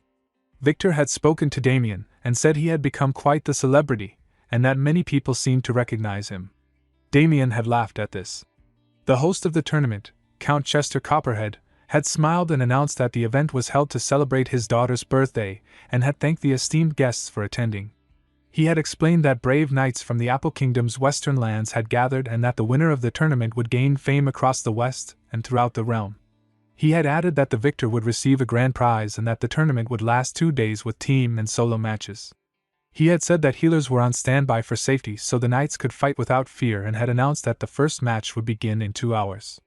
He had raised his hands and had said he looked forward to witnessing their valor. Damien had smiled while crossing his arms and had told Abel and Victor that he would see them out there. They had nodded. Count Chester had turned to his daughter and had reminded her that the event was arranged for her, and asked if she could at least try to smile. Olivia had asked if it was really for her, and said she had never asked for it, and thought it was just another show of her family's prestige. Count Chester had looked frustrated but then had widened his eyes and said that even if she was not interested, others were, and that once the matches started, the crowd would be cheering. The first match had begun with a team battle called Monster Hunt. People had started shouting with excitement. Jackson had looked at Damien and had wondered why he had been placed on the same team as him. When someone in the crowd had shouted his name, he had smiled and murmured that Monster Hunt was perfect for him, and had thought that it would be his chance to make a name for himself. When the gates had opened, a huge monster had stepped outside. The knights had looked shocked and had started shouting, but Damien had still smiled while standing in front of the monster. The monster had raised its hand and had slammed it onto a knight. The crowd had looked shocked. Chester had gritted his teeth and had wondered what the point was if a so-called knight could die so easily. Olivia had shouted at her father, asking what he had been thinking by releasing the trolls since it was supposed to be just a match. Chester had told her not to be dramatic and said it had been necessary to thin out the weaker knights to find the true winner. The crowd had cheered and motivated the other knights. Chester had looked at Jackson and said that the audience always craved a thrilling spectacle, and that it was better when someone risked their life instead of staying safe. The monster had regenerated its wounds. Jackson had gritted his teeth and had thought that its regenerative power was incredible, and that his attack had done nothing. Damien had observed the scene and had realized why they had been made to sign a strange pledge before the match. He had wondered why the contract said they could not complain even if they died. The monster had raised its fists and slammed the ground. Jackson had thought that even with his skill, facing the monster alone was too much, but with allies the odds were in their favor. Many knights had rushed forward and had slashed their weapons. The monster had screamed as blood had sprayed in the air. One knight had leaped high to attack, but the monster had crushed him in its hands. Jackson had thought that it was the right time, and had rushed forward to slash with his sword. Sophia had felt happy watching him.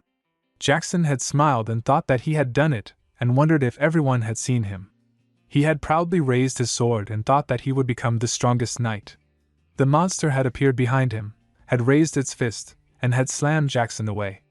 Jackson had trembled and had thought that he had forgotten there was still one more threat. Damien had stepped forward and had thought that he had no choice but to play along with the monster for a while. The monster had roared loudly.